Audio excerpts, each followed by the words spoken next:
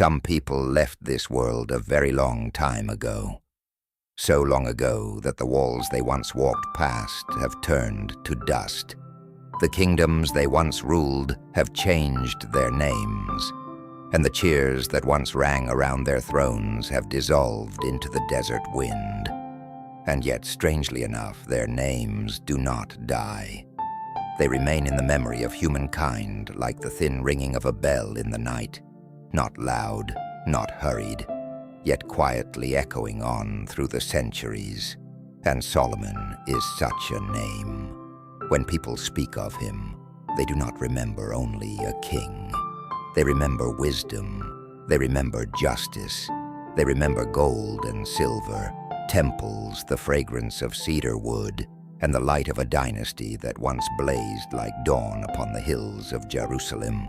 But at the same time, they also remember something else, dimmer, sadder, deeper, that even a man praised as the wisest of all could not pass through his life without leaving behind a long shadow at his back. Perhaps that is why Solomon still lives in the memory of humankind among the countless kings of the ancient world. Why do only a few names remain so long in the hearts of people? Why is Solomon present not only in history books, but also in stories told late at night, in the pages of the Bible, in legends, in reflections on power, morality, wealth, and the limits of human beings? What made him become a symbol of light, and at the same time become a gentle, sorrowful reminder that all earthly glory, if not guarded by an awakened inner life, may in the end also dissolve into illusion? Tonight, in the space of deep sleep of power, we will not rush to answer those questions. We will go very slowly, the way a lamp is turned down one notch lower, so that the room may grow gentler. Slowly, the way a great story does not begin with the sound of triumphant trumpets, but with the steadying breath of someone surrendering themselves to the peaceful dark. And if you love such journeys that pass through history, through the human soul, through the light of power, and also the darker regions behind it, then gently subscribe to Deep Sleep of Power, so that you may continue with us into many more nights of deeper storytelling. For the story of Solomon is not merely the story of a throne. It is the story of a man who asked for himself a heart that could listen in a world full of the temptations of power. It is the story of a king who could raise works that would leave later generations in awe, and yet would also leave behind for those same generations a very human sigh. It is the story of the splendor of wisdom, and also the fragility of the soul when standing amid too much glory. But every great light has its own quiet dawn.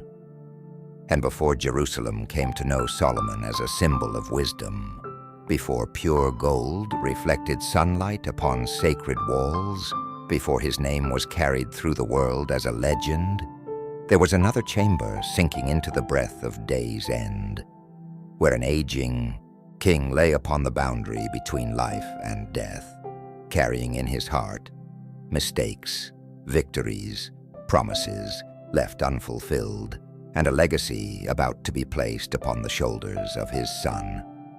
There, in the fading lamplight of David, Solomon's destiny began to stir softly like a wind that had not yet found its voice.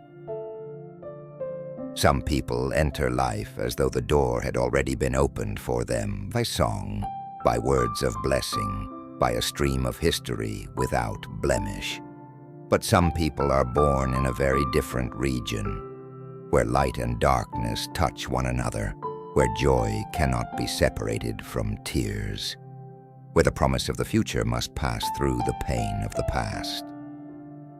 Solomon belonged to that region. He did not come into the world out of a spotless legend.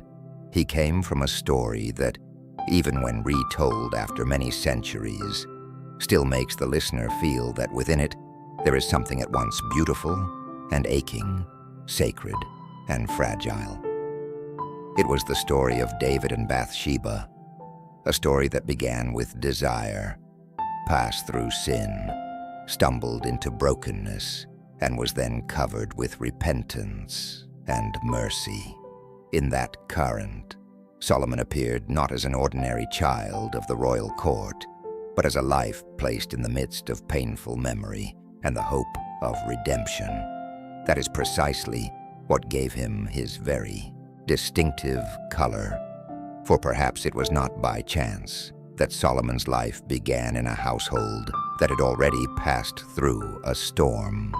Children born in peace often grow up in the calm of things already made clear. But children born after a wound, after a collapse, often carry within themselves a deeper kind of silence.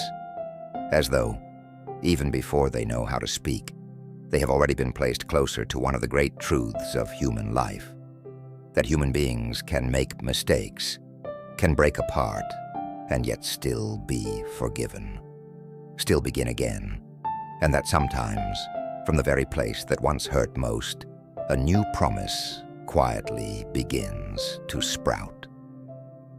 David at that time was no longer only the shepherd boy of earlier days, nor merely the young warrior who had once faced Goliath with a simple sling and a blazing faith. He was already king. He had tasted glory in full. He had passed through victories that shook the borders. But precisely because of that, he had also come to know that a man can defeat enemies on the battlefield and still lose to himself in quiet rooms. And perhaps David's deepest pain was not only the punishment, but the moment when he saw clearly the fragility of the human heart, even the heart of a king once beloved by God. Within that setting, Solomon's appearance carried a meaning gentler and deeper than mere succession. He was the child who came after tears, a life stepping forth from a history that had once been torn open, yet not abandoned. In many traditions, that boy was also called by another name, as a sign that he did not belong only to David's royal power, but also to a greater love, coming from a place human beings could never reach on their own. Thus, if David was the man who had learned that power protects no one from weakness, Solomon seemed to be born to remind us that mercy can continue writing the story, even upon lives that were once broken. That gives Solomon's childhood, though it does not appear vividly in the historical record, through long, painted scenes, a tone still very memorable in our imagination.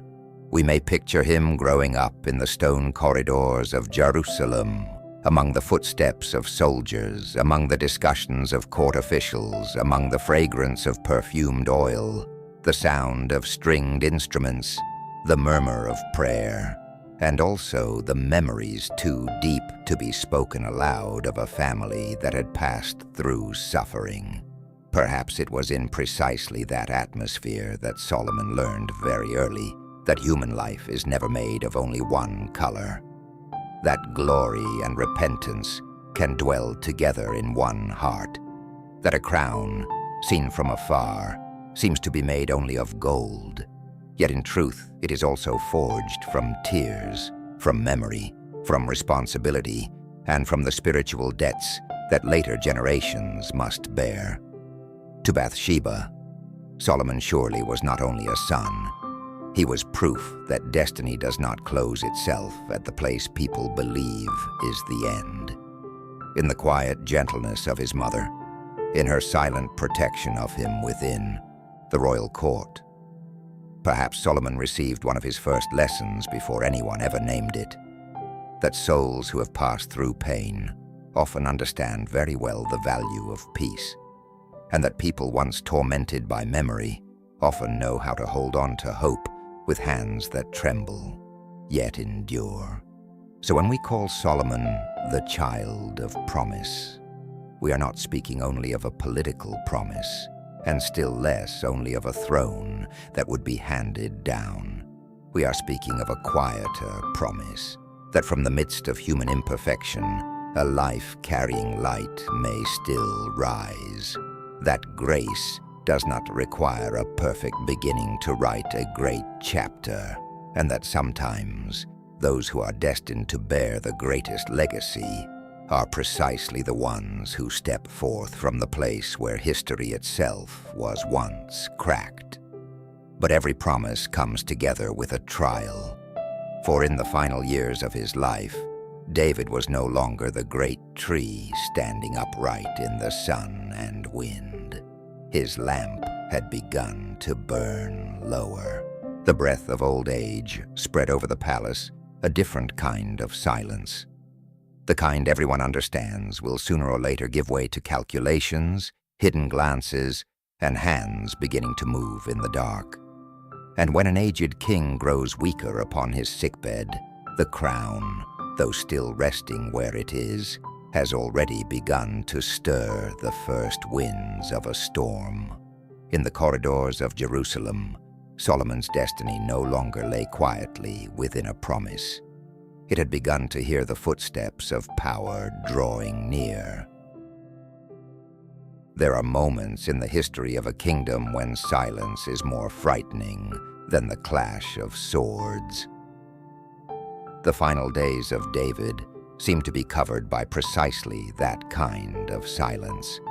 Not the peace of a dynasty that had completed its mission, but the stillness before a change of season, when everyone in the palace could feel that something was drawing near, though no one had yet given it a name. The king had grown old. The body that had passed through so many battles could no longer hold its warmth. The man who had once sung among the fields, who had once defeated Goliath, who had once united the tribes and raised Jerusalem into the center of a people, now lay there like a great lamp, slowly retreating into its final layer of oil.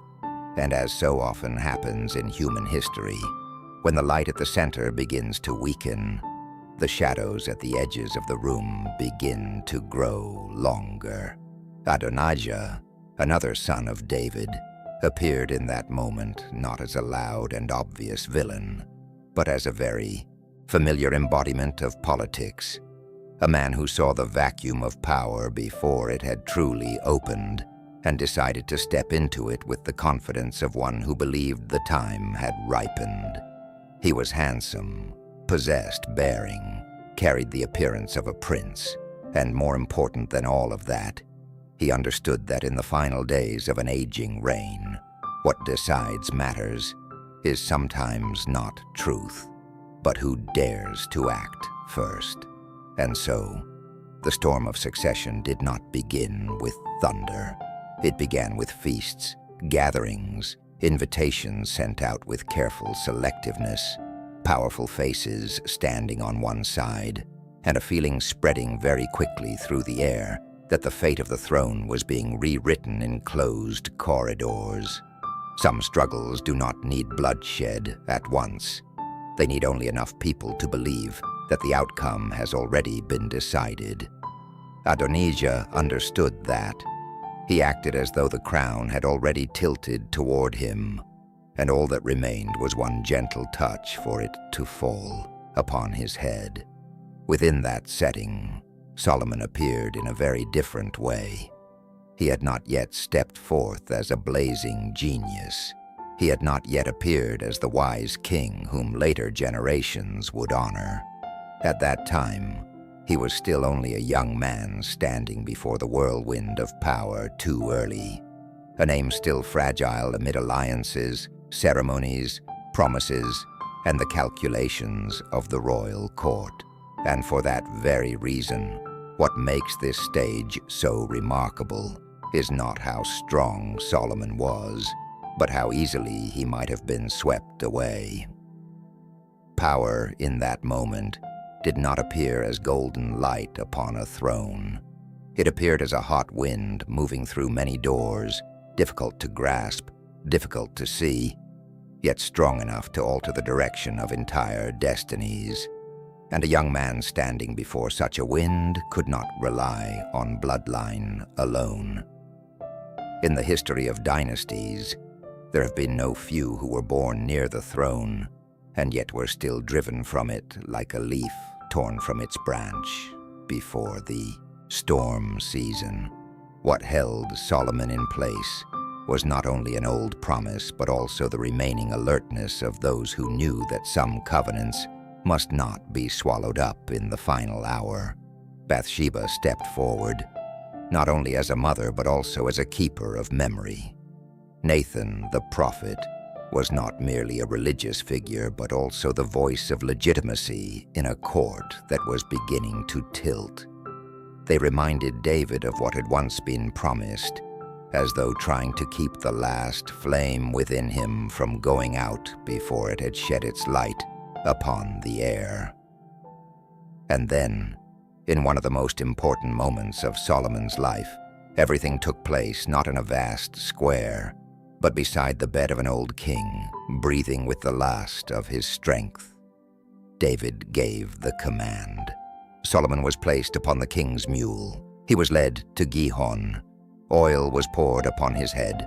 The trumpet was sounded. The people cried out. Seen from the outside, it was a coronation rite. But, seen more deeply, it was the first battle. Solomon was forced to fight to protect his legitimacy. Before becoming the king of wisdom, he had to learn how to stand firm amid the fragility of the throne. Before he could judge the hearts of others, he had to be tested by the very instability of power itself. And before he would be remembered as a symbol of wisdom, he had to pass through an hour in which history might have turned another way had it been delayed by a single heartbeat. The reaction of those feasting with Adonijah must have been one of the most human scenes in history. The banquet had not ended, but the intoxication of victory had vanished. The words of celebration, spoken only moments before, suddenly gave way to hurried footsteps departing. People are often loyal to power while it is rising, and abandon it very quickly when they hear the trumpet from another direction. In a single moment, the wind changed, and what had seemed certain became sand slipping through the fingers. As for Solomon, at the very moment the sign of kingship was placed upon his head, he perhaps also felt something quieter than joy. For the crown, when seen up close, is not only bright, it is heavy. Heavy with the expectations of a people, heavy with the legacy of David, heavy with the eyes fixed upon him, full of both hope and scrutiny, heavy with the truth that being anointed to become king does not mean one immediately knows how to be king. And that is what makes Solomon's story feel so close to every human life. Many times we are placed into a great role before our souls have fully matured enough to bear it. Perhaps that is why, after that first storm, what Solomon needed most was not merely an army, not more gold and silver, nor new words of praise. What he needed was a place quiet enough to hear clearly what he still lacked. And sometimes, in the midst of the noise of a crown newly placed upon the head, true wisdom does not come in daylight, but in a deep night, when a young king stands alone before heaven, and, for the first time, must choose what he will ask for his whole life. There are nights in a person's life when the sky seems quieter than on any other night, not because the wind has stopped blowing, not because the stars are brighter, but because within the heart of the one standing beneath that sky, something very great is about to be decided. For Solomon, after the first disturbances of the throne, after the trumpets of anointing and the quiet tremors of the royal court, perhaps he too needed such a night deep enough for all the noise of power to recede into the distance, still enough for a young king to hear clearly for the first time the true beating of responsibility upon his own chest. It was the night at Gibeon. In the ancient world, some places were more than mere locations. They were stretches of ground where human beings felt heaven drawing nearer to earth, where prayer was not only spoken by the lips, but seemed to seep into stone, into wind, into the ashes of offerings that had once burned there. Gibeon, for Solomon, was such a place. He came there not like a warrior returning from victory, nor like a king already fully at ease with his throne. He came as a young man upon whose shoulders a weight greater than his age had just been placed.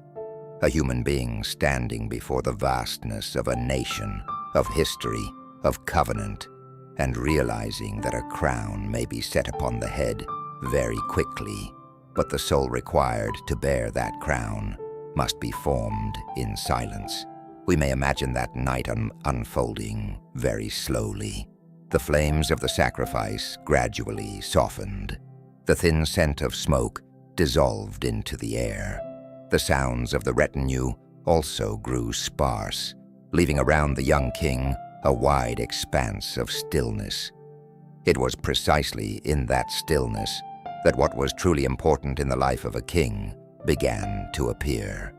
For there are times when people imagine that power lies in the number of soldiers one commands, in the amount of treasure one possesses, in the number of nations one subdues.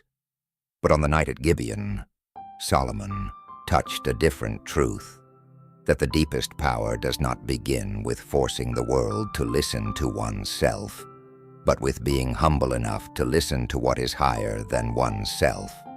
In that dream, or rather in that sacred moment that every later generation would remember, Solomon was given a great question.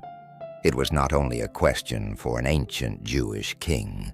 It was a question that perhaps every human being, if honest with themselves, has at some point carried in the heart.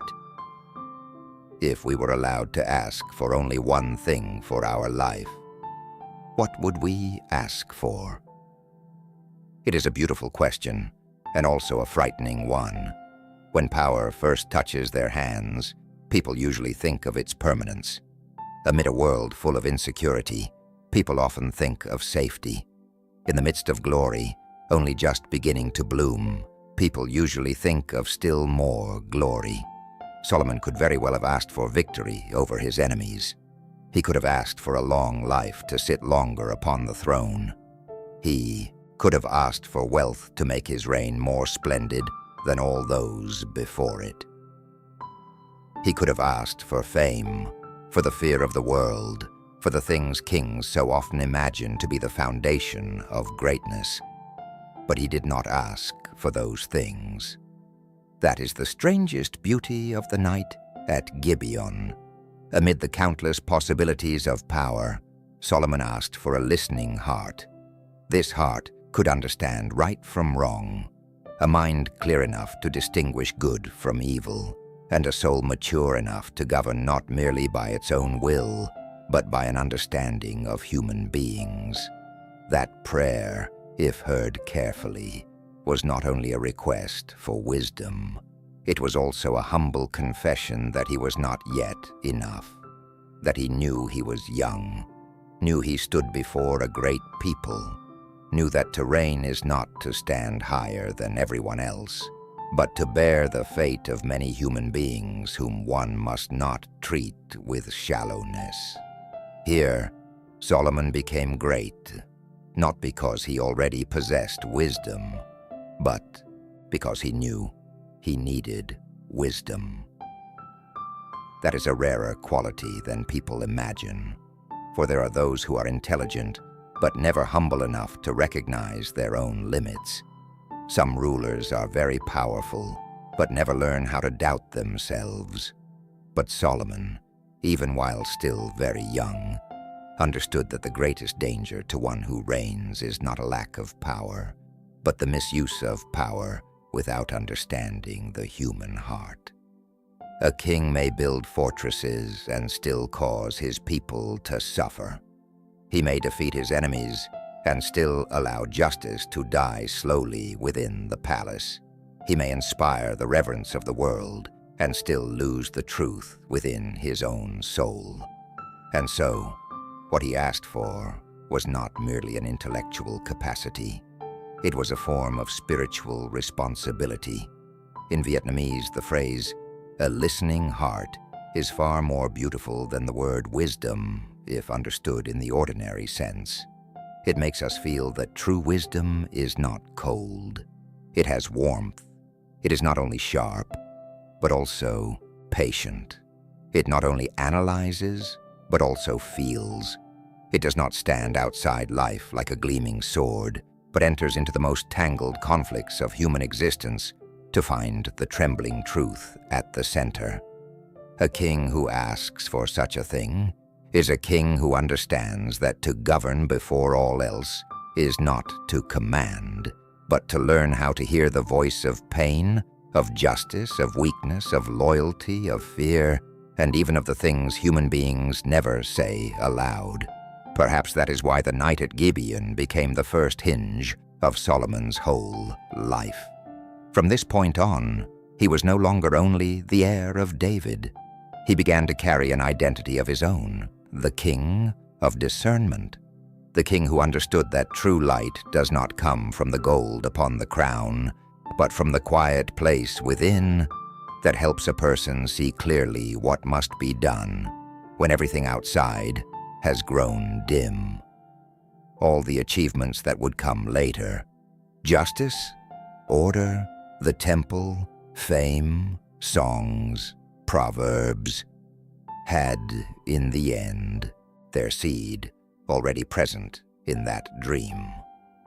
Before the whole world remembered him for wisdom, Solomon had bowed his head and asked for the ability not to go blind in the midst of power. And that is also why the night at Gibeon still touches us, even in the year 2026, with its cold, bright screens and overlapping voices.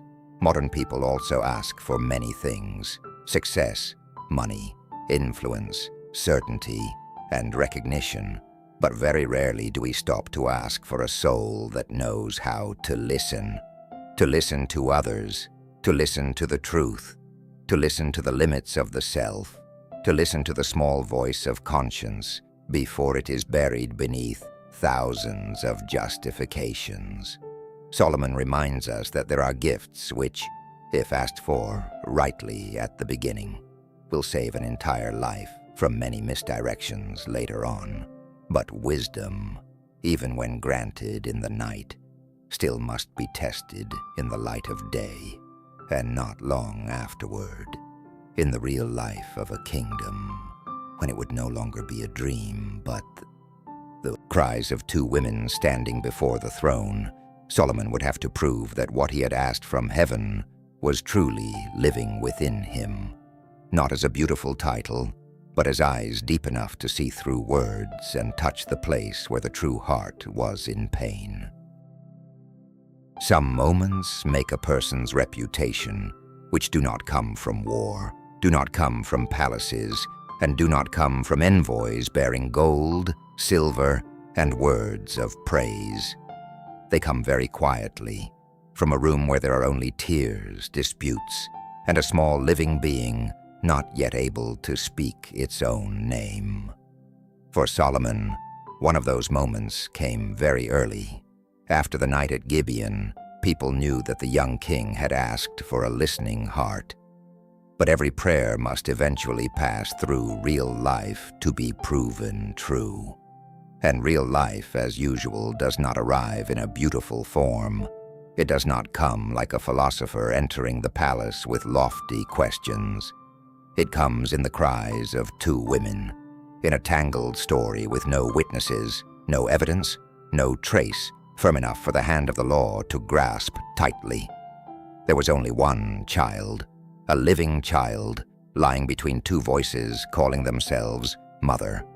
And behind that child was the death of another child, pain, despair, the panic of two human lives at the bottom of society, women with no power, no status, no voice great enough to make the royal court bend down and listen. It is precisely this that makes the story so beautiful, for it shows very early on that Solomon's wisdom was not tested first before the problems of the elite, but before the most fragile suffering of the small and lowly. We may imagine that scene as a very still painting. Before the throne stood two women. Perhaps their clothes were not fine. Perhaps their voices were broken by weariness, by weeping, by too much arguing before they were finally brought to this place. One said the living child was hers. The other said the same. Each clung to her own story, like a final piece of wood in a rushing current. And Solomon, amid all those words, had to do the hardest thing justice requires. Not only hear what people say, but hear what lies hidden behind their words. This is precisely what gives him depth. For there are rulers who understand justice as the application of laws. Some understand justice as correctly punishing the wrongdoer. But here, Solomon reveals a deeper layer. Justice is, above all, the ability to see through the human heart, especially when the truth does not lie on the surface. When every fact is blurred, when one statement stands against another, what remains is not reason alone, but a moral intuition subtle enough to recognize where real love is and where there is only possession, fear, or falsehood. His judgment, therefore, should not be understood as a display of cleverness. It was not a sudden turn designed to astonish the crowd. It was a blade cutting straight into the core of maternal instinct. Divide the child in two. That sentence, if heard only with the ears, can make one shudder. But if we hear it in the depth of the story, we see that Solomon had no desire to see bloodshed. He was opening a harsh space in which the truth would be forced to step forward on its own. For there was one thing he seemed to understand very clearly. True love is always ready to suffer loss on its own side, so long as the one it loves may live. And just so, the truth took form, not through evidence, but through the response of the heart. One woman would rather let go, rather lose the child in name, if only the child might live. The other accepted destruction, so long as no one could have the child whole. In that single moment, the surface of the dispute broke apart. No further investigation was needed.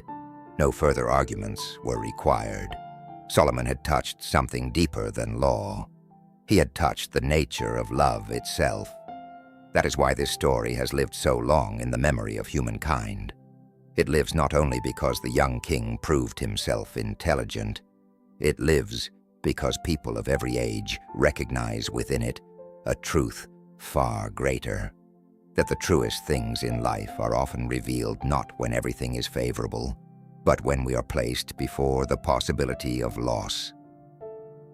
What do we truly love? Do we hold on to someone because we want them to live, or because we want them to belong to us? Are we protecting what is good, or merely clinging to our own ego beneath the garment of righteousness? Solomon, in a judgment that seemed to belong only to a small case, illuminated the long-enduring questions of the human soul. And perhaps that was also the moment when his reputation first began to take root. When the people heard that story, they surely felt not only joy that they had a sharp-minded king, they also felt reassured, for a nation can endure poverty for a time, can pass through war, can live with failed harvests, but what it fears most is to place its fate into the hands of someone who does not understand human pain. Solomon, through one child and two cries of grief, showed his people that the throne was not wholly foreign to the tears of the lowly, and that, in the end, is the first foundation of lasting legitimacy. From this point on, wisdom was no longer only a promise in a dream. It had taken shape in the light of day. It had stepped out of the night at Gibeon and touched real life.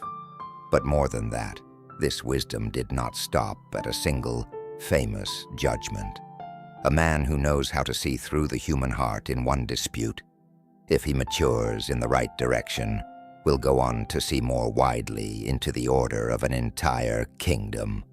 For ruling, at its deepest level, is not only the settling of separate injustices one by one, it is also the arranging of life, so that justice does not have to chase after each crack, but is woven into the very structure of shared existence. Perhaps it was precisely from that little cradle lying between two mothers that a greater truth began to open before Solomon, that to keep a people at peace, it is not enough to have only a listening heart, but also hands that know how to build laws, to build order, to build peace, to build a rhythm of life strong enough that the light of justice does not merely flash forth in rare moments, but may slowly spread into every road, every roof, every gate of Jerusalem. And so, from before the throne, where a small living being was once saved from a sword not yet drawn, the story began to widen, like a drop of water falling upon the surface of a lake, creating circles that travel farther and farther until they touch even the very shape of a kingdom being built in the light of dawn. There are kings remembered for the battles they won. There are men whose names are recorded because of the lands they expanded, because of the enemies they subdued, because the thunder of their horses once made the borders tremble. But some people attain a greater stature more quietly, not by making the world afraid, but by enabling a land to know peace, to know growth, to enter into order, like a field that after the final violent season of wind is at last plowed again beneath a gentle light. Solomon began to be remembered in that way, after showing his people that justice is not only a matter of rigid law, but also the ability to see through the human heart. He gradually moved into a far wider trial, for it is difficult enough to judge one dispute rightly, but to build a shared life in which justice may breathe through the daily patterns of ordinary existence is far more difficult still. A king may shine in a single judgment, but to become the maker of an age, he must know how to do something more enduring, to arrange, to organize, to preserve, to connect, and to turn wisdom into the very structure of a kingdom. That was the quiet but deeply important beauty of Solomon's time. When later generations speak of him, they often remember the temple, the gold and silver, the Proverbs, the Queen of Sheba, the radiance of a reign that has entered almost into legend. But before those great images took form, there was a much quieter task, the building of order, and in the end, that was the first stone foundation beneath every lasting achievement. For without order, peace is only a brief pause between two disorders. Without order, wealth only makes the human heart more ambitious. Without order, even sacred faith can hardly find a house in which to dwell. Solomon seems to have understood that very clearly. He did not rule only with the intuition of one who could read the human heart. He also ruled with the mind of one who knew that clear systems must uphold shared life. The machinery of government was organized. Administrative regions were arranged. Duties were defined. Alliances were strengthened. Trade was expanded. The pathways of exchange, diplomacy, and national administration were made more secure. Seen from afar, such things may not produce a story as gripping as a battle or a miracle, but seen more deeply, it is precisely there that we recognize a very mature kind of wisdom. Wisdom that not only knows how to judge after a crisis has come, but knows how to arrange life so that shared existence is less likely to fall into chaos from the very beginning. That is a very practical kind of wisdom. Some people love the light of decisive moments, yet lack the patience for the slow labor of organization. Solomon, at least in this stage of his life, showed that he possessed both. He could astonish the people with a judgment, but he also knew that a kingdom is not kept at peace by extraordinary moments. It is kept at peace by things repeated every day, ordering the work of government, keeping the regions from falling into conflict, ensuring that power from the center does not dissolve as it passes through each layer of the people, and making the people feel that they do not merely have a famous king, but an order stable enough to entrust their lives to. In that light, peace under Solomon was not merely the absence of war. It was a subtler condition. It was when people could awaken in the morning without living beneath the constant fear that tomorrow everything might collapse. It was when the fields could be tended, goods could pass across borders, and the relationships among surrounding powers were determined not only by the sword, but also by negotiation, by credibility, by wisdom in diplomacy. Such peace is not loud, not ablaze, does not make epic history tremble with the sound of battle trumpets. But it is worth more than many victories, because it is in peace that a people truly have time to build, to learn, to pray, to grow wealthy, to imagine the future. Perhaps that is why the Age of Solomon often appears in collective memory as a golden morning for Israel, not because everything was perfect, not because every tension had disappeared, but because for one precious span of time, he turned stability into something that could be felt in shared life. And that is an art not every ruler understands. Many know how to conquer, many know how to display power, but few understand that the greatest achievement of one who rules is sometimes to create a space quiet enough for others to live out their lives in full. Here, Solomon appears not only as a king of symbols, but as a builder of a nation. He was learning how to turn wisdom into the invisible architecture of shared life. That architecture was not made of stone at once. It was made of laws, of structures, of discipline, of alliances, of the power to draw the scattered currents of a people together, like water finding its way into a riverbed. Once that succeeded, prosperity could find a place to bloom, reputation could find a foundation to stand on, and larger dreams than personal kingship could gradually begin to be imagined. It is precisely here that a very beautiful movement began to unfold in the soul of the reign. When order had been established, peace had taken shape, and prosperity had begun to rise like a warm tide. People would naturally begin to think of a larger question. If a people had attained stability, what would they use that stability for? Only to become richer? Only to live more comfortably?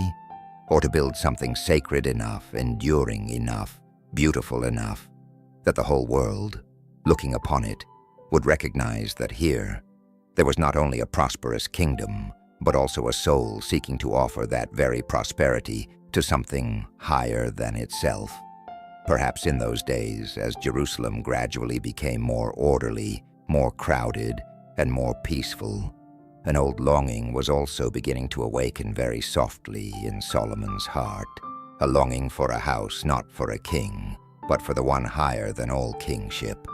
And so, in the midst of the order of the earth, a dream of a house for heaven began to be kindled, first as a thought, then as a vow, then as the fragrance of cedar wood still far away, yet seeming already to have drawn near to Jerusalem on the wind.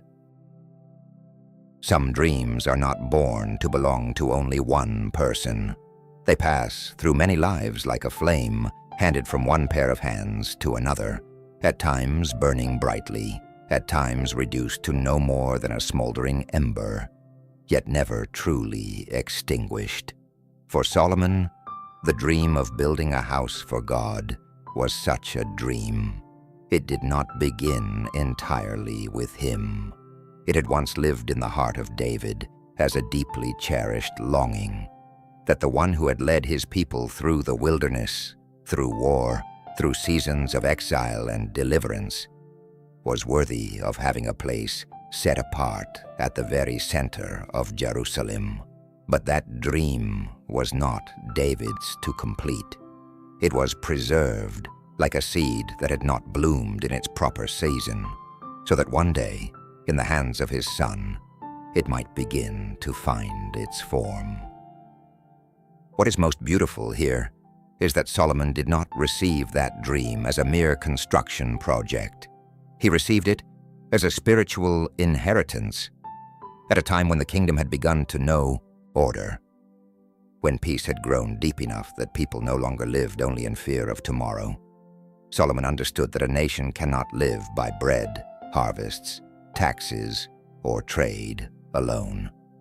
A nation, if it wishes to endure, also needs an invisible center for its soul. It needs a place where memory, faith, reverence, and hope can gather like rivers finding their way to a still lake. The temple, therefore, was not merely architecture. It was an effort to give form to the sacred, to turn promise into stone, into wood, into gold, into incense, into a space that human beings could enter and feel themselves standing nearer to heaven. From that point on, Jerusalem began to change. The city was no longer only the place of the throne. It gradually became a great symbol of a work site. Negotiations were opened, alliances were formed. Harem of Tyre, the king of the coastal land long renowned for seafaring, trade, and woodworking, became a crucial link in that dream.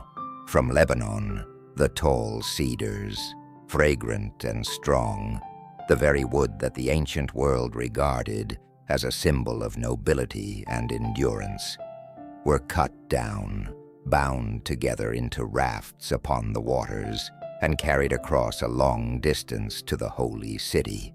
That image alone is enough to make the listener feel that this was no ordinary undertaking. Nature itself, the sea itself, and the hands of other kingdoms all seem to have been invited to take part in an intention rising above the interests of any single court.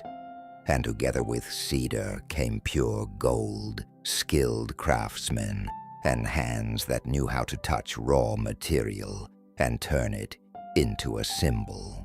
There is something deeply moving in the fact that a king would devote the brightest splendor of his age, not first to adorning his own palace, but to raising a house for the sacred.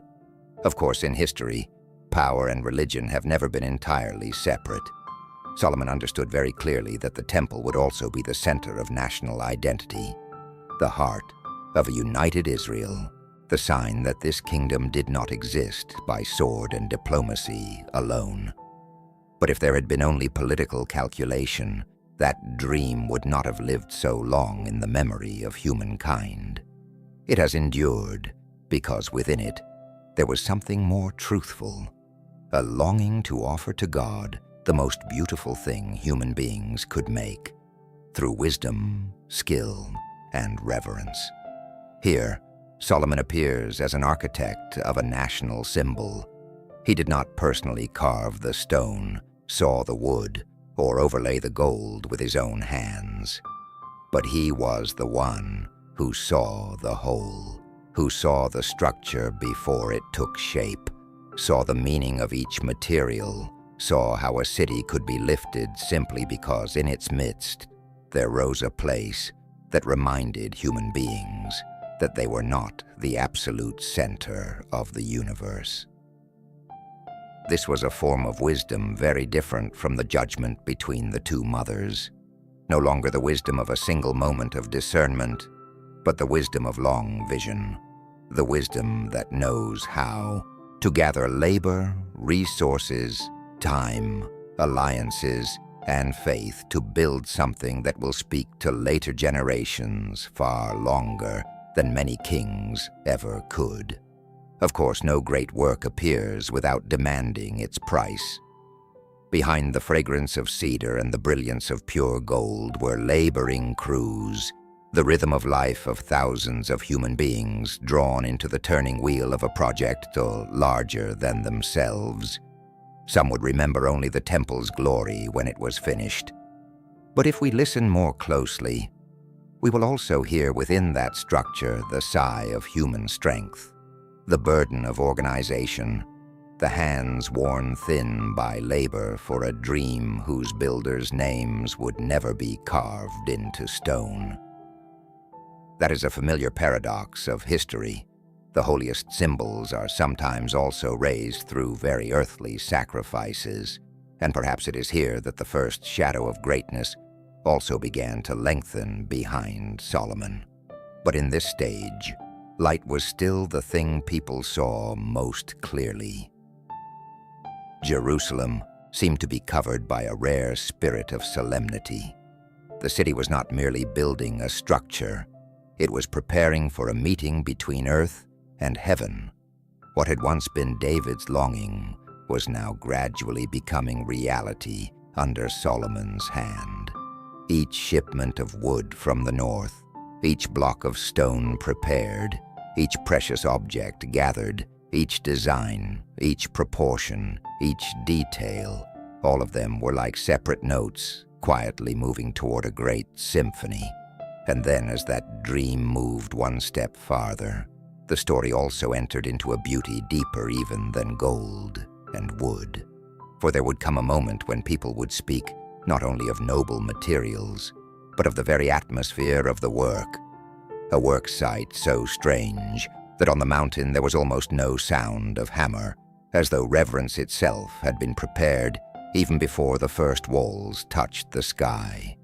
There, amid silence, stone, and light, Solomon was not merely building a house for God. He was trying to raise a bridge by which human beings might remember how to bow their heads. There are structures raised so that people may look up and admire. But there are also structures which, the closer one comes to them, the more naturally one lowers one's voice and slows one's steps, as though the very space itself were reminding them that there are forms of beauty not born for display, but to make the human heart fall silent. The Jerusalem temple under Solomon was such a structure. When the dream of a house for God had passed beyond the stage of intention and entered into reality, what appeared was not only scale, wealth, or astonishing craftsmanship. What appeared, more deeply than that, was an atmosphere, a spirit, a way in which human beings tried to arrange matter, sound, light, and silence to create a place where, simply by standing before it, one could feel oneself drawing near to the boundary between earth and heaven. Perhaps the most beautiful detail, and also the one most fitting to the spirit of deep sleep of power, is the thing history still preserves. The stones for the temple were cut and shaped elsewhere, so that on the mountain there was no sound of hammer, no sound of axe, no sound of iron. That image alone carries within it a very deep beauty. The great works of humankind usually come together with noise. The sounds of striking and breaking, of pulling and pushing, of giving orders, of wood colliding with stone, of metal cutting through the air. But here, Solomon and his craftsmen seem to have chosen another path, to let the place that would become the spiritual center of the nation be surrounded by stillness, even from the moment it was taking shape. as though they understood that there are places that should not be raised amid clamor. There are spaces which, if they are to keep their soul, must be built by the discipline of silence. We may imagine that scene unfolding very slowly.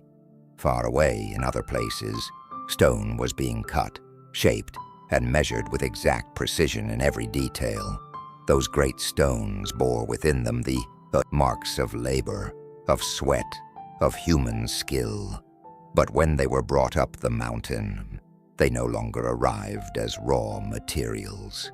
They came as parts already prepared for a higher order. Upon that mountain itself, where a sacred structure was gradually appearing, what stood out was not the bustle of a work site, but the feeling that everything was finding its proper place within an order that had almost been predetermined. And it is precisely that silence that made the temple not only great, but full of soul. Here, Solomon appears not merely as a wealthy king capable of summoning the resources, manpower, and international alliances required to raise a wonder. He appears as a man trying to do something far more difficult, to give the structure a spiritual quality. For any empire can build great walls. Many tyrants in history have also raised magnificent palaces, but not everyone understands that what makes a place sacred does not lie in how costly it is, how large it is, or how much astonishment it inspires. It lies in whether the human being who enters it feels invited to step away from the noisy self within. The Jerusalem temple, in that sense, was Solomon's highest effort to turn architecture into prayer. Cedar wood, pure gold, precious stones, intricate carvings, spaces clearly ordered from outside to inside, from the public place to the holiest place. All these were not arranged merely to display the power of a dynasty. They were arranged to teach the human heart a feeling. The deeper one goes, the quieter one must become. The nearer one draws, the more reverent one must be.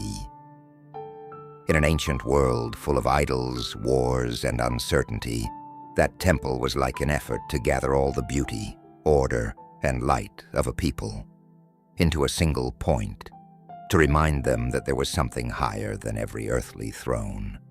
This was the moment when Solomon's glory began to take its clearest form. Before this, his wisdom had appeared in judgment. His gift for ruling had appeared in order and peace. But here, all those things crystallized into a symbol that people could see, touch, and remember. Solomon was not merely building a structure. He was trying to raise a bridge between earth and heaven, between human labor and reverence, between the history of a people and the covenant that had sustained that people through so many upheavals. And precisely because this structure was so beautiful, so sacred, so radiant, it also began to sow into the story a sense of fragility that only those who listen very closely can perceive. For each time a human being touches the summit, the shadow behind them also grows a little longer. Solomon's greatness here was real. There is no need to diminish it, no need to hesitate. He did what not many kings can do. He used power not only to strengthen himself, but to lift an entire people through a sacred symbol.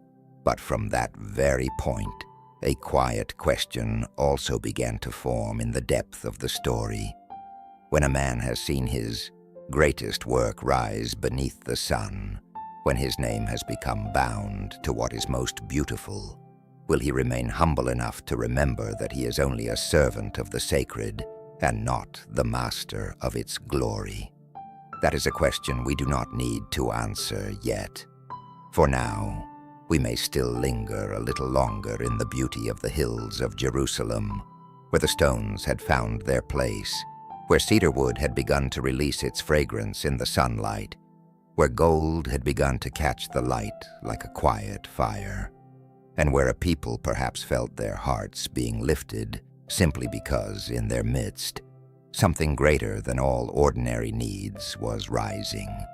But history, like the human soul, seldom lives on only one level of meaning. When a name becomes bright enough, the world will not remember only what it truly did. The world will also begin to weave around it legends, symbols, stories half real, half dreamy, as though the memory of humankind itself wished to wrap that light in a layer of mystery. And with Solomon, once the temple had risen upon the mountain in an almost otherworldly solemnity, other stories too began to appear from the edges of that light, of a strange ring, of darkness subdued, and of a power that caused even the deepest, most untamable part of the night to bow before a will stronger than itself.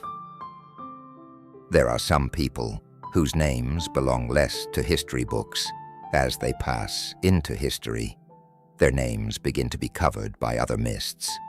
The mist of legend, of the collective imagination, of stories told and retold beside the oil lamp, in manuscripts, in religious memory, in the fascination of later generations. With Solomon, this happened almost naturally, for when a king had already become a symbol of wisdom, of justice, of the temple, of pure gold and splendor, human beings seemed to feel that even that was still not enough. They wanted another halo around him still, a kind of light that moved very close to the edge of darkness. And so, the legend of the ring was born. In stories that followed the Bible, people said that Solomon was given a ring bearing a seal from the heavenly realm. This small object nevertheless contained within it a power by which untamable forces were made to submit. Through that ring, he not only ruled over human beings, but could also command the beings of darkness, compelling them to serve the work of light. Names such as Ornias, Beelzebub, and other dark figures began to appear one after another in the legends, as though humankind's memory was not content to let Solomon remain only the king of Jerusalem. They also wanted him to become king over those hidden regions that the ordinary eye cannot see. But if we tell this story only as a strange legend, we will miss its deepest part. For the beauty of a legend does not lie in whether we must believe every detail in a literal sense. Its beauty lies in the way it speaks to a truth that dry history sometimes lacks the language to touch. And with Solomon, the legend of the ring seems to be saying to us this: when a person is given great power, the noblest trial is not to destroy evil by violence, but to make the dark bow before the good, to make chaos serve order, to make the wildest things in life be led into a higher purpose. In that sense, Solomon's ring is a very beautiful symbol. It symbolizes the power to master and not merely to overpower. It suggests the image of a wisdom that does not destroy everything it fears, but knows how to put even opposing forces in their proper place. Human life is much the same. Few of us can live without darkness entirely. No one passes through the years without carrying within themselves temptation, pride, anger, desire, fear, weakness, or corners of the soul not easily named. The question is not whether we can pretend to be completely pure. The question is whether we are mature enough not to let those dark parts become king within us. And here, the legend of Solomon becomes far closer to us than its mysterious appearance might suggest. For in the end, every great human undertaking must be built amid invisible resistances. A temple requires not only stone, wood, and gold. It must also pass through human weariness, political calculations, hidden desires, habits of pride, insecurity, and the temptations to use the sacred in the service of one's own glory. If the ring carries any meaning, perhaps it lies here. A human being is truly worthy of power only when they can govern the darkness within and around themselves as well. Ornias, Beelzebub, and the other names in the legend, then, do not necessarily need to be understood only as demons somewhere out there. They may also be understood as enlarged images of the forces that always circle human life.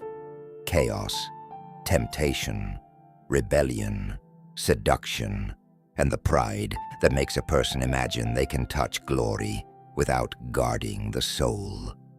When those legends say that Solomon made darkness labor for the temple, they are retelling in symbolic form a beautiful paradox. Sometimes the holiest thing a human being builds only appears after a long struggle with the lowest parts of the self. That is why the legends surrounding Solomon have endured so well. They do not merely add color to his story. They enlarge his portrait beyond the frame of an intelligent and wealthy king. They show that later generations saw him as a man standing exactly at the border between light and darkness, where wisdom is no longer merely the ability to solve problems, but a moral strength sufficient to keep the light from being swallowed from within. A king like that would, of course, easily step into the realm of legend, for human beings in every age long to believe that somewhere, at some time, there was once a person bright enough to make even darkness itself change direction. But it is also precisely here that a quiet paradox begins to appear. For any legend about mastering darkness always carries with it a more difficult question. Can the one who holds that ring forever keep himself from being enchanted by the very power he possesses? Some people are very skilled at controlling the outer world, yet little by little are swallowed by the inner one. Some people are very skilled at making others bow, yet grow careless before the secret pride of their own hearts. Darkness, in its deepest sense, does not always come as an exposed enemy. Sometimes it comes as a very small whisper, very reasonable, very gentle enough that a person imagines they are still doing what is right, even when they have already begun to drift away from the center of truth. But before those cracks reveal themselves more clearly, the story remains in the region of symbolic light. There, Solomon stands as a king whom later generations admire not only for building the temple, but also for imagining him as one who could command even the wildest parts of the night.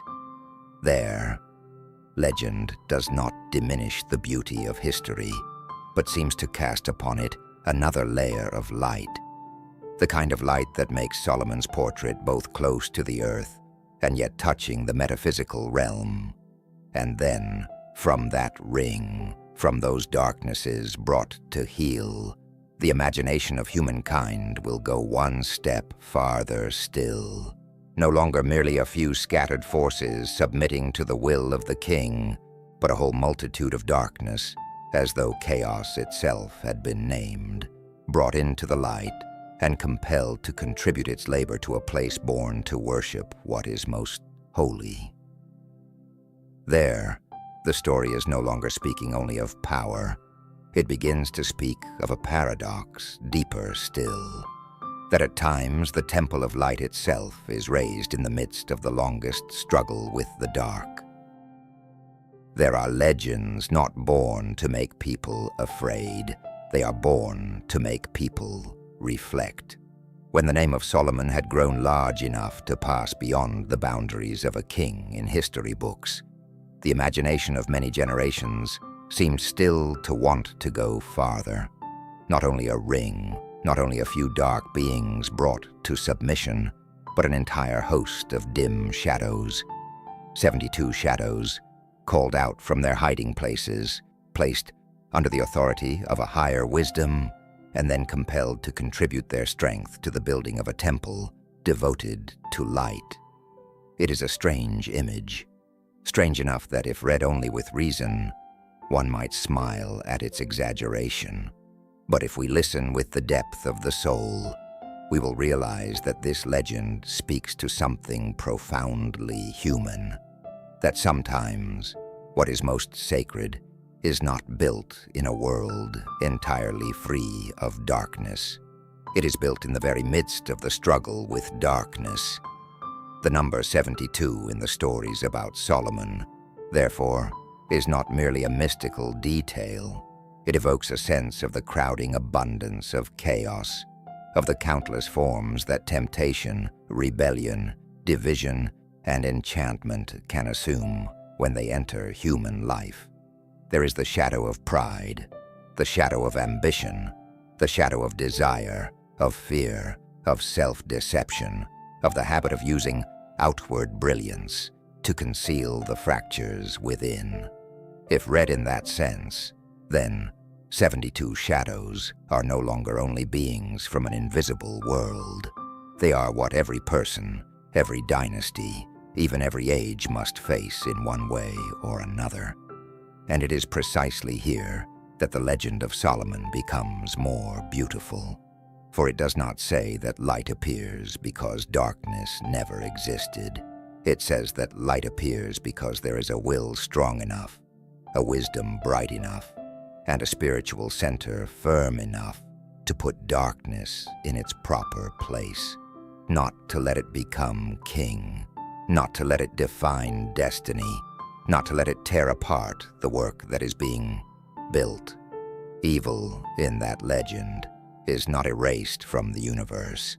It is compelled to serve a purpose higher than itself, and that is a very deep paradox. Sometimes it is precisely the fiercest, most untamable, most chaotic parts of life that make the beauty of order, holiness, and goodness stand out more clearly. We may imagine that story as a symbolic painting.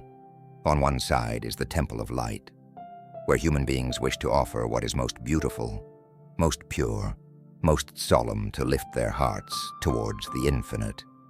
On the other side are the shadows, representing every force that pulls backward, every weight that wishes to keep human beings confined to their lower selves.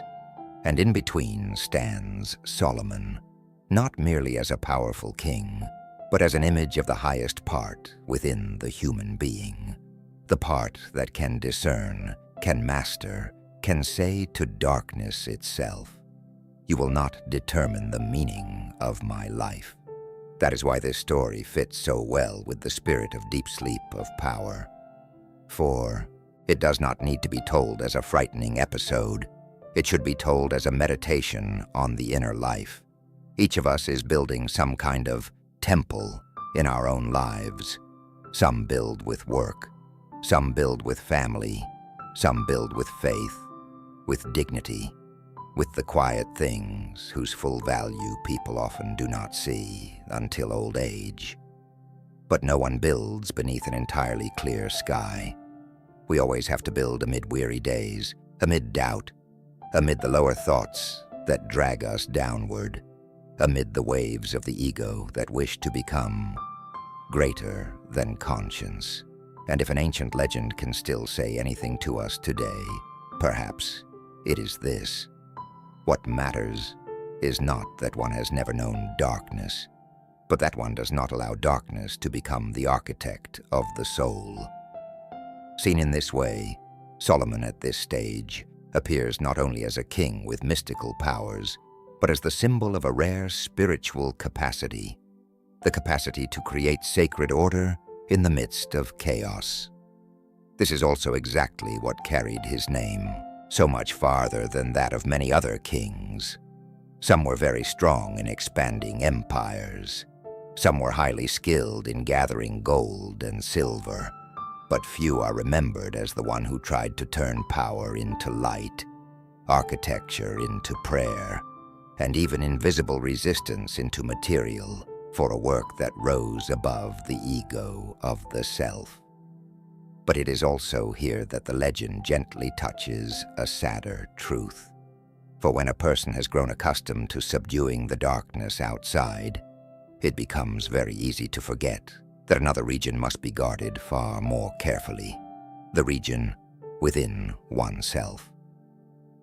One may arrange an entire kingdom, may cause others to submit, may raise symbols that leave later generations astonished, and still neglect the silence within, where pride may grow little by little, like roots in the night, where self-exaltation may begin to whisper that one is no longer merely a servant of the light, but has almost become one with that light itself.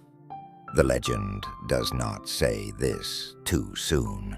It still leaves Solomon standing within the halo of a wisdom before which even darkness must bow.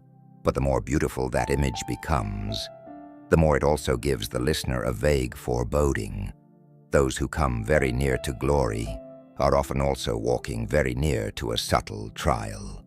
Not the trial of public failure, but the trial of still keeping humility after becoming too accustomed to success.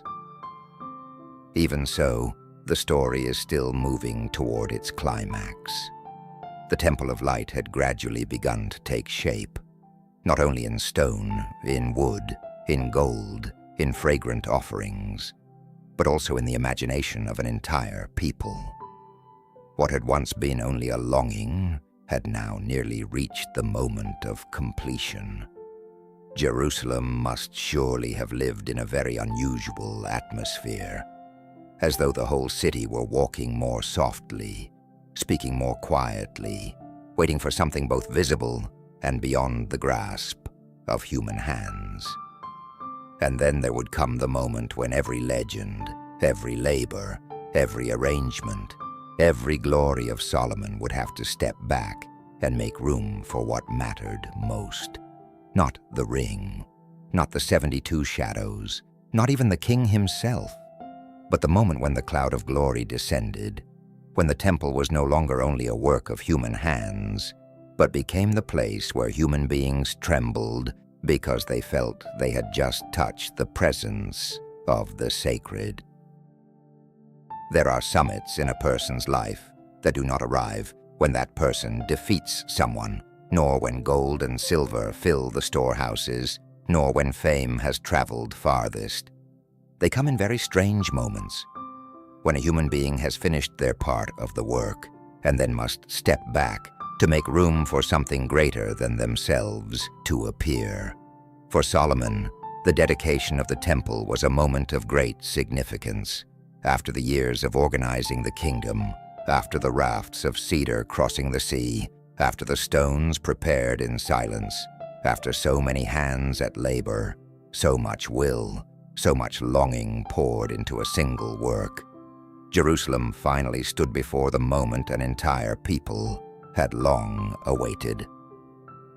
The temple was no longer only David's dream, no longer only Solomon's design, no longer only an architecture of stone, wood, and gold.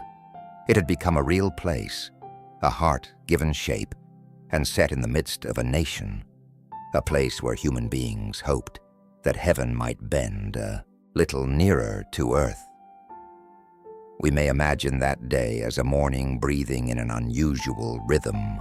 The atmosphere of Jerusalem must have been deeply solemn. The roads leading up to the temple must have seemed to slow beneath the steps of pilgrims, priests, elders, and the people. No one came there merely to admire a beautiful structure. They came to witness a promise entering into visible form. They came to behold with their eyes what many generations before them had only been able to carry in their hearts.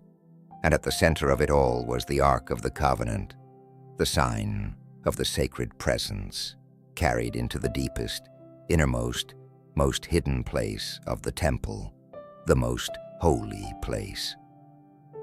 That was not merely a ritual. It was the moment when every layer of meaning in Solomon's reign met at a single point.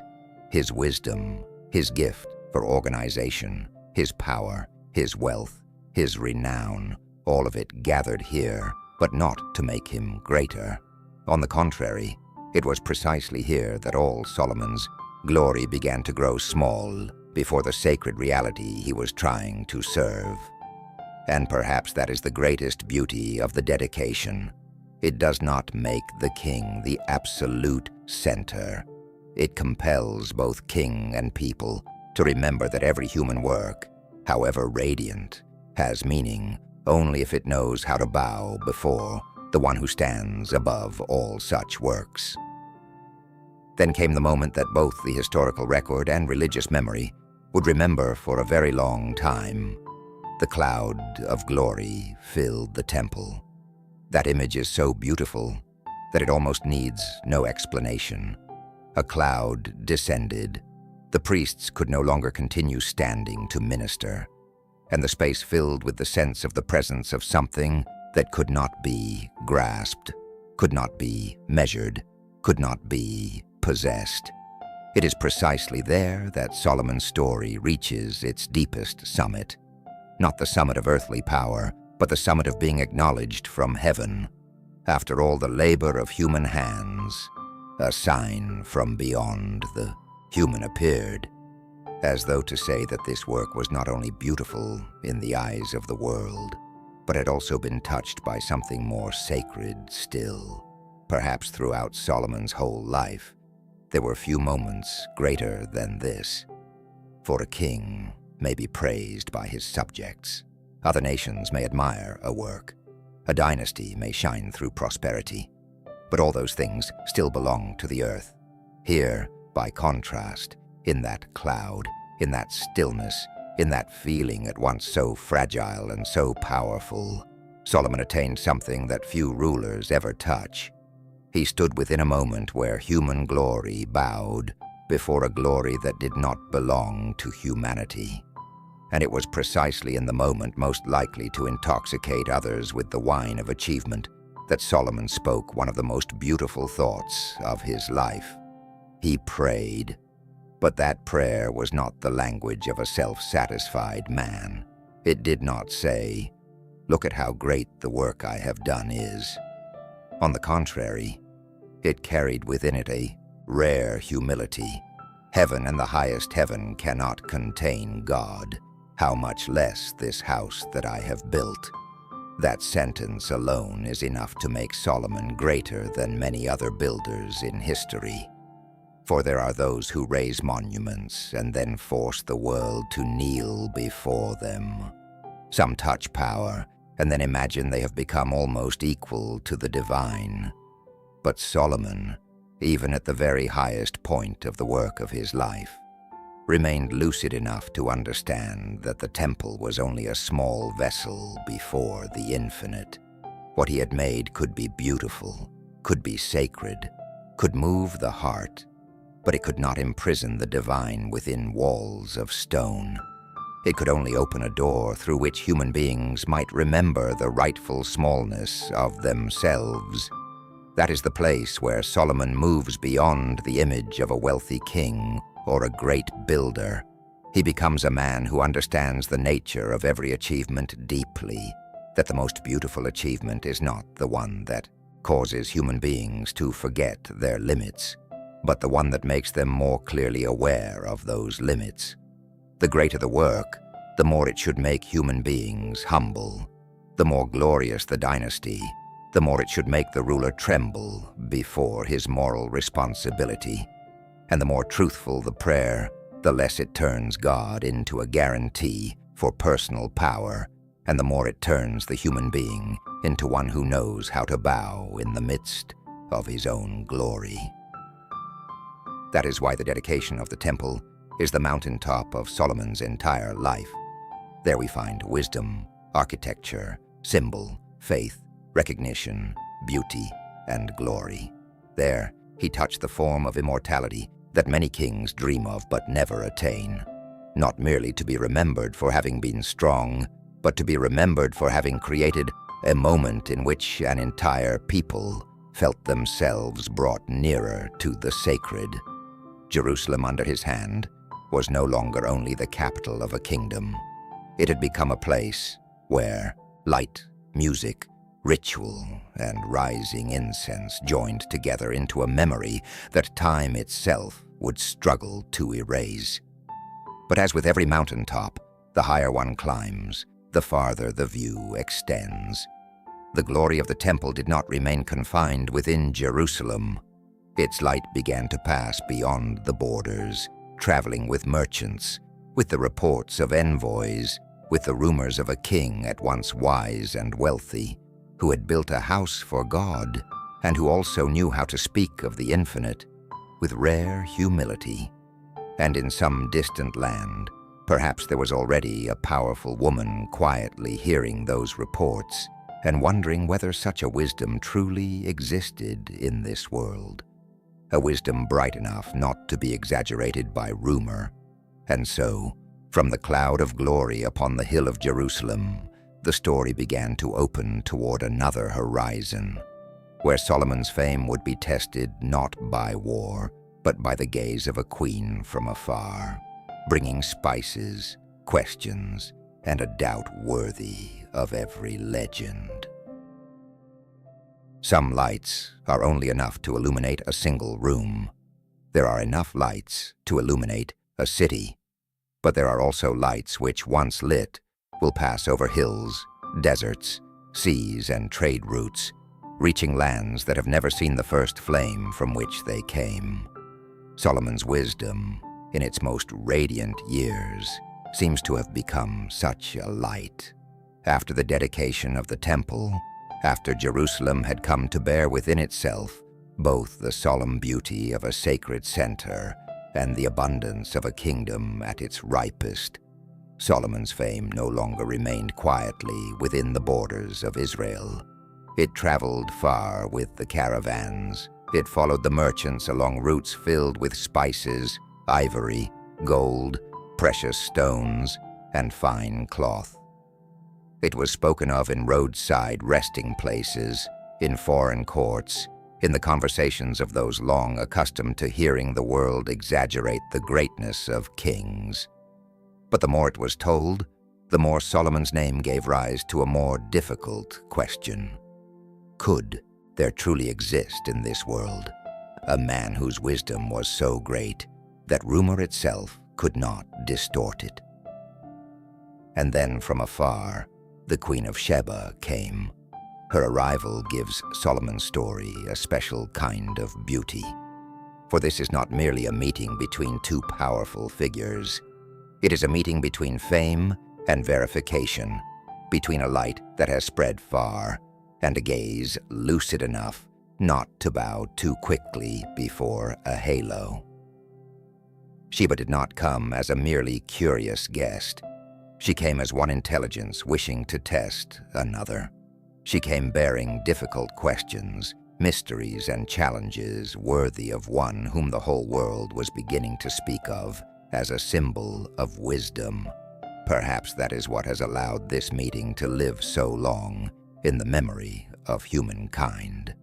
If Sheba had come only to admire gold and silver, the story would not have passed through so many centuries with such lasting fascination.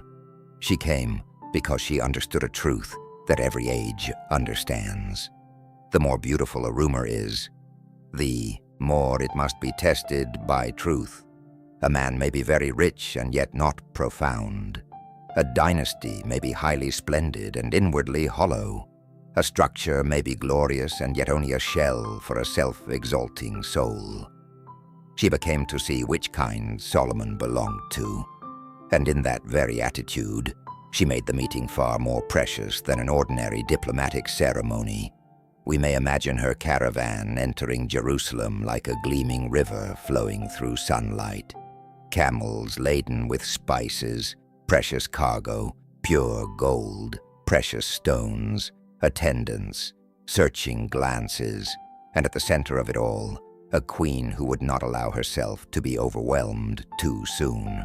She entered Solomon's city not only with the eyes of an admirer, but with the mind of one seeking to know whether, behind those beautiful walls, those grand ceremonies, those praises, and that wealth, there truly was a spiritual center worthy of it all.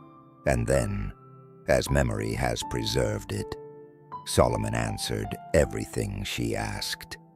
That detail, if told too quickly, becomes only a victory of intellect. But if told slowly, we see that it contains much more than that. For what astonished Sheba was not merely the ability to answer riddles. What persuaded her was the consistency between rumor and reality. She did not merely see a man who could speak well. She saw an entire living order revolving around him.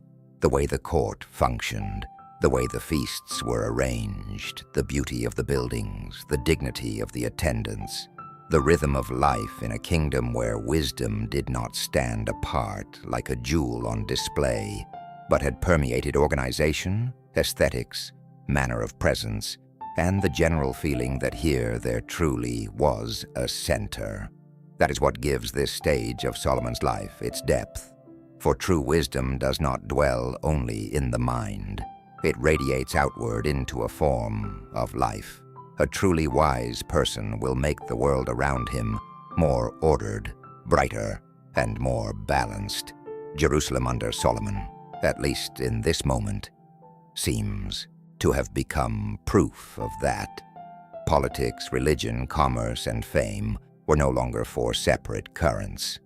They met at one point, like tributaries joining to form a great expanse of water, and Sheba, with her seasoned gaze, recognized that convergence. Perhaps that is why her admiration was not directed only towards Solomon as an individual. It was also directed toward the very source of the light shining from him. In many tellings, Sheba did not merely bless the king. She also perceived in that wisdom the trace of a grace greater than man.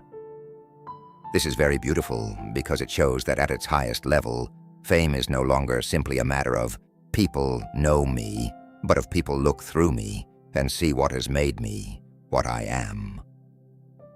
At that threshold, Solomon touched a very gentle form of immortality, to be remembered not only because he was strong, rich, or victorious, but because he was luminous. That light, in the end, is the most subtle form of power. It needs no army to travel far. It needs no threatening voice to be revered. It travels by the truth of what it is. It compels a queen from a distant land to set out on a journey, to verify with her own eyes, and then to admit that reality is greater than rumor. For a king, that is a particularly rare kind of victory. Victory not on a battlefield, but in the invisible realm of credibility and dignity. But like every earthly light, the more radiant it becomes, the more it awakens a quiet question. When a human being has already been acknowledged by the world, admired from afar, and has seen his name travel ahead of his own footsteps, what can still keep that soul dwelling in humility? Fame is a very sweet fragrance. It does not make a person fall at once. It only slowly accustoms them to being the center of attention, of praise, of admiration. And within that sweetness, many souls begin to drift away from their first place of stillness without even knowing it. But before that shadow becomes clearer, Solomon's story still has another realm of light to pass through. For there are those who build temples of stone and stop there. Solomon did not. He built another kingdom as well, quieter but far more enduring, a kingdom of words. What he left behind was not only a structure for his own age to admire, but sentences that would accompany human beings from youth to old age, from the springtime of love to the late afternoon of reflection. And so, after the light of fame had crossed the borders, the story gently leans into a deeper realm, the realm in which Solomon no longer rules only by the throne, but by language. Some kings build kingdoms out of stone. Some men leave behind them walls, bronze gates, storehouses of gold, wider maps, roads once filled with the thunder of hooves. But some people build another kind of kingdom, a kingdom with no borders, needing no soldiers to guard it.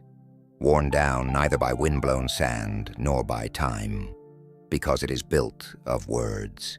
With Solomon, perhaps that was his most enduring kingdom of all. For if the temple made his own generation lift their eyes, then Proverbs, the Song of Songs, and Ecclesiastes made many later generations fall silent and listen. There, Solomon no longer appears only as a king seated upon a throne among his officials, nor only as an organizer of peace, the man who gathered cedar wood, precious stones, and pure gold to raise a sacred work.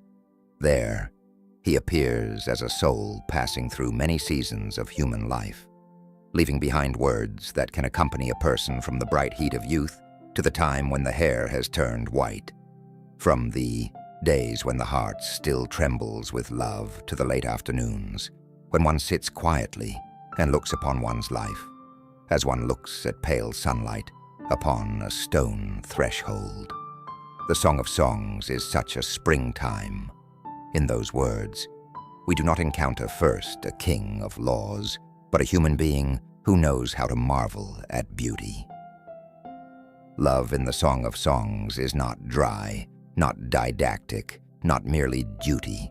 It has fragrance, it has gardens, it has calling voices, it has footsteps searching for one another in the night. It has the beauty of the body seen with tenderness rather than possession. This is very beautiful because it shows that Solomon, in one part of his soul, understood that human life cannot be made up solely of discipline, power, and cold wisdom.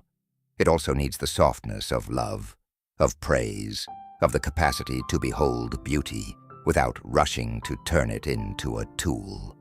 For audiences who have passed through many years, the Song of Songs also evokes something very warm. That a person's youth, though it may have long receded, is still a land worthy of being remembered with gratitude. Not to regret it, but to realize that those first stirrings of the heart, those clear and innocent passions, those moments when the heart still believed that the world could truly be that beautiful, were once an indispensable part of the journey of becoming human. Then, from that springtime, the story moves into another region, more mature, clearer, closer to the rhythm of daily life. That is Proverbs. If the Song of Songs is the song of beauty, then Proverbs is the voice of maturity. Here, Solomon no longer looks upon life only with eyes of wonder, but with the gaze of one who has learned the value of discipline, of restraint, of silence at the right moment, of careful speech, of steady labor, of guarding the heart's uprightness amid countless temptations. Those Proverbs are brief, but behind their brevity lies a whole depth of lived experience. They are like small nails holding fast the moral roof of human life so that the winds of the world cannot tear it away. Perhaps that is why this part of Solomon's legacy feels so close to the elderly. For the longer one lives, the more one understands that life is not usually destroyed by storms that are too great, but often by small negligences repeated day after day, a word spoken without restraint, a habit of self-indulgence, a little pride one does not recognize, a moment of being too easy with oneself. Solomon's Proverbs do not overwhelm. They awaken sobriety. They remind us that true wisdom does not lie only in great decisions, but also in the way we live with each small detail of life. The way we speak, the way we listen, the way we work, the way we deal with money, with friends, with anger, with self-respect, with reverence for what is higher than ourselves. But Solomon did not stop at the springtime of love or the summer of maturity. He went farther still, into a later, gentler, sadder light, where earthly glories begin to be seen through a different pair of eyes. And there we encounter Ecclesiastes. If the Song of Songs is morning and Proverbs is midday, then Ecclesiastes is the late afternoon of the soul, In those words, Solomon seems no longer to stand within his own radiance. He steps back and looks upon the whole of human life, looks upon labor, wealth, fame, pleasure, works, wisdom, youth, old age, and then exhales a sigh, at once very quiet and very long. All is vanity. But the word vanity, here, is not the language of crude despair. It is an awakening after seeing too much. It is like a person who, after passing through an entire lifetime, finally understands that the things which once troubled him so deeply are in the end as thin as dew upon the morning grass. That is precisely why Ecclesiastes makes Solomon such a fitting figure for the spirit of deep sleep of power. Here, he no longer teaches people only how to succeed. He teaches them how to see through success. He no longer speaks only about becoming wiser than others. He speaks of the limits of everything human beings so often take pride in. He reminds us that there comes a time when every work retreats into memory, every feast disperses, every praise grows dim, every hand becomes weak. And if human beings do not learn how to live with reverence, with wakefulness, with humility, then even the most radiant life may still leave within itself an emptiness that cannot be named. That is the deepest beauty of the kingdom of words that Solomon left behind. He not only built a place for people to worship, but also a place for people to worship. He also left behind words that help them read their own souls. From love to discipline, from discipline to contemplation, from springtime to late autumn. Solomon stepped out of history and entered the inner life of many generations. And perhaps that is the most beautiful immortality of all, not to live forever in monuments, but to live on in those moments when a human being sits quietly alone and suddenly feels that one of Solomon's sentences is speaking aloud what they themselves had never found the words to say. But it is also precisely when a person has almost everything: power, great works, fame, language, admiration, that the trial of the soul begins to grow more subtle. For there are lamps that do not go out because of a strong wind. They go out very slowly, amid fragrance, amid luxury, amid small concessions so slight that at first no one imagines they are the beginning of darkness. Some tragedies do not begin with the sound of a sword being drawn from its sheath. They do not come like a great storm that tears everything down in a single night. They come much more slowly, quietly, like incense slipping through the folds of a curtain, like a cup of wine poured just a little fuller, like an act of indulgence that seems very small, very reasonable, very harmless. And precisely because they come in so gentle a form, people often do not realize that they have already begun to drift away from the center of their own lives. For Solomon, the most glorious years were also the years in which the trial became most subtle. After wisdom, after the temple, after fame had crossed borders, after words so powerful that many generations would still fall silent before them, in reflection, his life seemed to have reached the fullness that any king might dream of. But at the very moment when the light was fullest, its shadow quietly deepened as well. Not because Solomon suddenly forgot everything he had once known, but because there are declines that do not happen by denying the light. They happen by gradually making the light grow weary. And the palace in that period must have become a very different world. Rooms full of fragrance, fine fabrics from distant lands, long banquets, marriages arranged for politics, for alliances, for security, for the convenience of an empire at its height. The harem grew ever larger. New faces arrived from many different people. And with them came other languages, other customs, other memories, other beliefs. Seen from the outside, all of this could be called the sign of an open, wealthy, successful reign, strong enough to gather to itself the beauty and advantage of many lands. But seen more deeply, this was also the moment when the soul of a king began to live amid too many voices calling to him at once. Perhaps this is the most thought-provoking thing about Solomon. He did not stumble in poverty, did not break under danger, did not lose himself when power was still unstable. He became more fragile when everything around him had already become too full. For that is the paradox of human beings. When we lack much, we still know what we must guard. But when we have lived in abundance too long, we easily imagine that we are strong enough to yield a little without harm, to indulge a little and remain unchanged, to step slightly aside without fear of losing our direction. Solomon's political marriages, in that sense, were not only a matter of palace life. They were the symbol of a very ancient and also very modern form of compromise. Compromise to preserve stability, to expand influence, to avoid conflict, to make the machinery of power run more smoothly. From the standpoint of political reason, much of it can be understood, but the spiritual life of a human being is not always broken by what is irrational.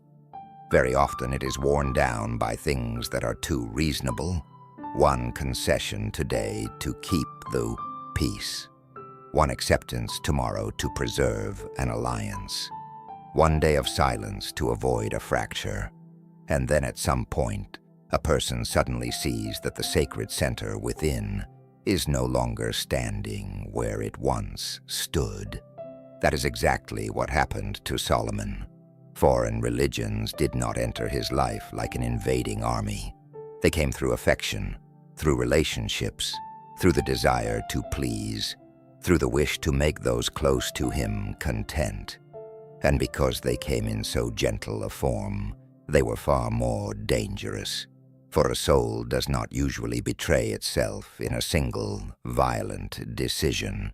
It betrays itself by gradually becoming accustomed to things it once knew should never be allowed too near, like a lamp that does not go out because someone blows hard upon it, but because the oil in the vessel keeps diminishing little by little through a very quiet night. Here, Solomon's tragedy becomes close to every human life. For it is not only kings who live amid the temptations of compromise. Each of us has at some point told ourselves that once will do no harm, that stepping back a little is of no consequence, that preserving outward peace matters more than keeping the inner center true. But the moral life does not collapse, as people often imagine. It rarely breaks with a single loud crack.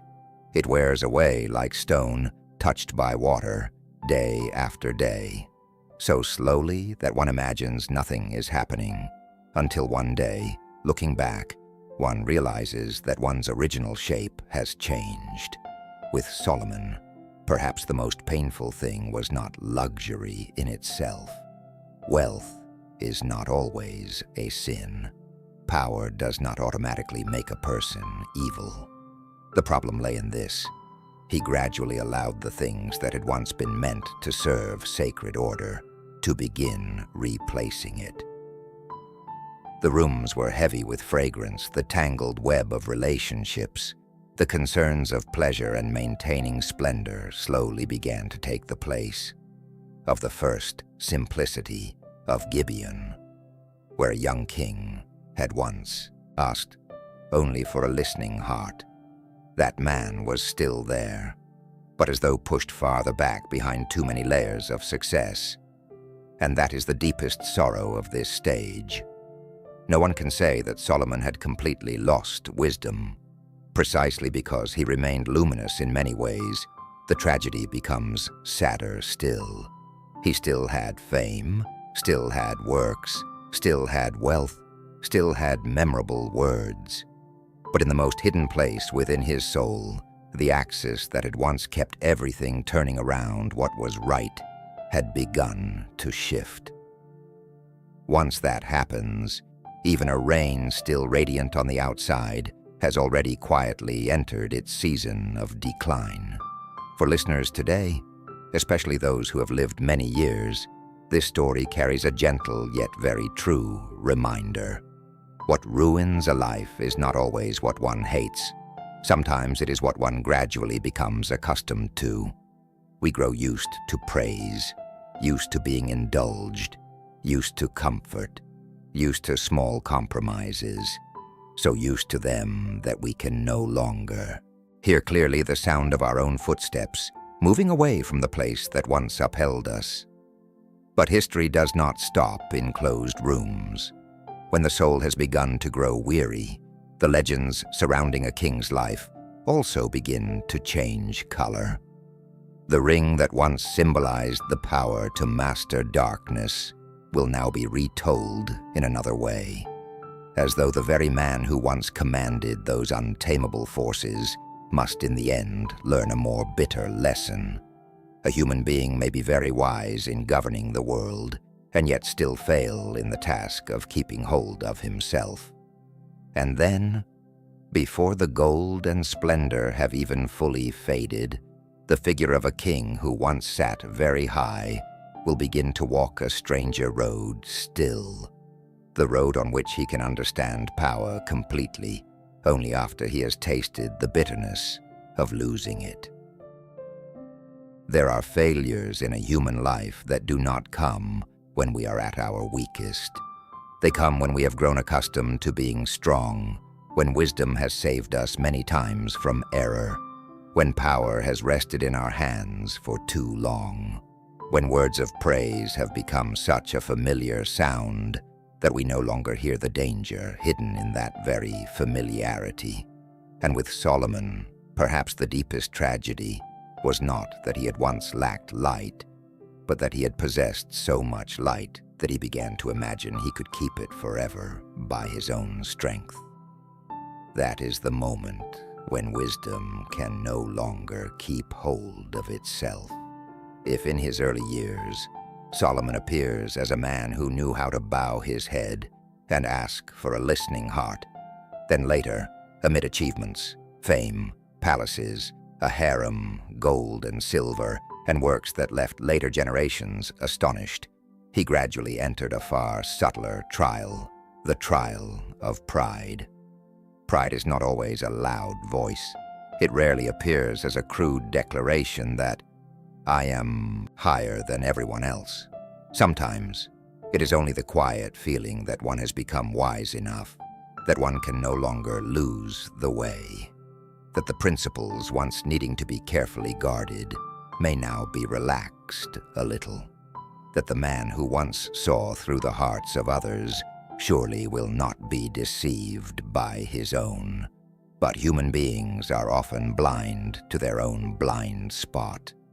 That is why the later legends about Solomon's ring carry such a particular haunting power. In those stories, the ring had once been the sign of authority, of the ability to command dark forces, of a sovereignty before which even the untamable had to bow. But then there comes a time when that very ring is lost, and with it, the king loses the thing that once made him seem as though nothing could shake him. In some traditions, Asmodeus appears as the one who steals the ring, takes Solomon's place, and casts him out of the very glory that had been his. That image, if read only as a strange tale, is deeply odd. But if read as a symbol, it is beautiful and painful in a most astonishing way. For that lost ring is precisely an enlarged image of a very real truth. A human being may control many things outside himself, and yet still lose the center within. Solomon had once been remembered as the one who subdued darkness, yet the legend then goes on to say that he was himself driven from his place by that very darkness, not because his wisdom had never been real, but because wisdom if it is no longer kept within humility, can gradually become a kind of light that believes too much in itself. And when that happens, a person does not fall because he lacks talent. He falls because he imagines that talent can replace morality, replace wakefulness, replace the daily task of guarding the soul. The image of the king as a beggar in the legends of Solomon, therefore, carries a sorrow very true to the spirit of DSP. A man who once sat amid gold and splendor, whose commands once traveled across the kingdom, who once compelled other rulers to admire him, now walks through the world like someone no longer recognized. He once spoke, and others listened. Now he speaks, and no one believes him. He once possessed every symbol of power. Now nothing remains except the stripped-down condition of a human being forced to face himself without a crown to shield him. That is not only punishment, it is a late education in limits. For there are lessons that a person cannot learn while everything is still going well. Some truths only appear when we are stripped of the things that once made us imagine we knew who we were. Only when people lose a position do they realize how much they had clung to it. Only when they lose their voice do they realize how they had once used their words. Only when they are thrust out of glory do they understand how deeply glory had entered their soul. And perhaps Solomon, in that symbolic image, only truly understood power in full after he had passed through the taste of powerlessness. It is a bitter lesson, but a necessary one. Human beings often think that limits are what make them smaller, but sometimes it is precisely limits that save us from the illusion that we are without limit. A king who no longer knows that he, too, can lose his way will soon begin to treat his own discernment as the highest law. An intelligent man who no longer knows how to fear self-deception will very easily use his wisdom to justify his own distortions. Solomon, through the light of history and the darkness of legend, leaves us a profound truth. Wisdom is not always being right. It is knowing that one may still be wrong, and therefore must live in wakefulness. Perhaps that is also why his story still reaches us today. For every age admires ability, the ability to lead, to solve problems, to build, to succeed. But people rarely remember to remind one another that great ability without inward vigilance becomes a dangerous trial. The more gifted a person is, the more easily he trusts himself. The more successful he becomes, the harder it is for him to hear the small warnings. The more accustomed he is to admiration, the harder it is for him to accept that his soul still needs correction, just like anyone else's. For those who have passed many years, this is a gentle yet true reminder.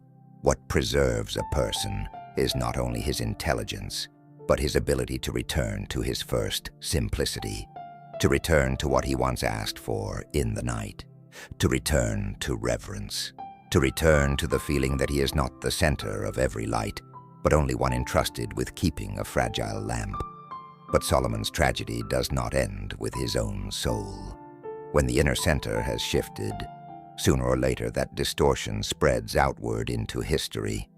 What begins as a moral lesson in the life of a king will reveal itself in the burdens laid upon the people, in the quiet growth of discontent, in the cracks running along the foundations of an entire empire. For no inward error in the one who stands at the top remains forever only inward. And then there will come a time when the corridors that once shone so brightly in Jerusalem begin to hear a different wind passing through them, colder, heavier, carrying with it the sigh of taxation, forced labor, and the warning that even a kingdom built with the greatest wisdom, if it loses its moral axis, may begin to crack from within. There are cracks in history that do not first appear in stone walls. They appear in the human heart. In sighs the court does not hear, in the weariness of arms that have labored too long, in the smoldering feeling that the splendor above is being sustained by an ever higher cost below. And with Solomon, the tragedy of the later years was no longer only the story of a soul beginning to drift away from its center. It had gone farther than that. It had begun to enter the very structure of the kingdom, like a fine fracture before it becomes a great break. This is where the story becomes sad in a very human way, for no one can deny that Solomon accomplished great things. He left behind the temple. He created a period of stability. He expanded the influence of Jerusalem. He caused the name of Israel to be known far beyond many borders. But history always has a quiet law. Every great achievement carries with it the question of its cost. And at some point, the things that once left the world in awe begin to reveal the weary foundations that have long borne them in silence. The splendor of Solomon's reign did not fall from heaven. It was built with cedar, with pure gold, with trade, with systems of governance, with laboring crews, with taxation, with human strength drawn into the works and demands of a dynasty growing ever larger. In the early years, when peace was still fresh, when order still inspired trust, when the king's wisdom was still a source of light that reassured the people, perhaps many were willing to bear that burden. But in time, what had once been accepted as sacrifice for a shared dream began to change color. It ceased to be a source of pride, and little by little became a weight. Taxation in history is rarely only about money. It is the invisible measure of the distance between ruler and ruled. When that distance remains reasonable, the people can still endure it. But when it becomes too great, taxes no longer merely take produce away. They take away the tenderness between a kingdom and its people. They cause people to look at beautiful structures with different eyes, no longer seeing only magnificence, but also seeing the sweat, the time, the strength, the youth, and the patience of so many who had been drawn away from their own lives to nourish the glory at the center. And with that came forced labor. Not everyone lived in rooms full of fragrance. Not everyone walked among gold and precious stones. On the far side of palace light were rough hands, long days ordered by the needs of the court, tribes required to send their people, their goods, their portion of strength into the machine that was driving the common prosperity. And then, like all smoldering things in human life, discontent grew not by explosion, but by accumulation. It gathered through each season, through each obligation, through each time people bowed their heads to do what had to be done, yet inwardly no longer felt that they belonged to the glory being spoken of above them. That was when the empire began to crack. Not on the outside. Jerusalem could remain radiant. Rituals could remain solemn. Solomon's name could still carry far. But beneath that outward wholeness, the veins of history had already begun to ache. The tribes no longer felt that the weight was being shared equally. Power centers beyond Jerusalem no longer looked toward the capital with the same sense of awe as before. And when the hearts of the people change, a kingdom, no matter how strong its walls, how full its treasuries, or how famous its name, has already entered a season of fragility. Here, Solomon's tragedy becomes especially deep. For now, his very achievements also contributed to forming that crack. This does not make his achievements false. It only makes the story truer. A human being may do many things rightly and still sow painful consequences if he no longer maintains moral balance amid success. A dynasty may be both glorious and weary. A structure may be both beautiful and so costly that it quietly weakens those who bear it on their shoulders. And then, as in many sorrowful chapters of the Bible, when human beings no longer wish to hear the small warnings, history allows the warning to come in a colder form. Prophecy. The prophecy of division should not be understood only as a sentence falling from above.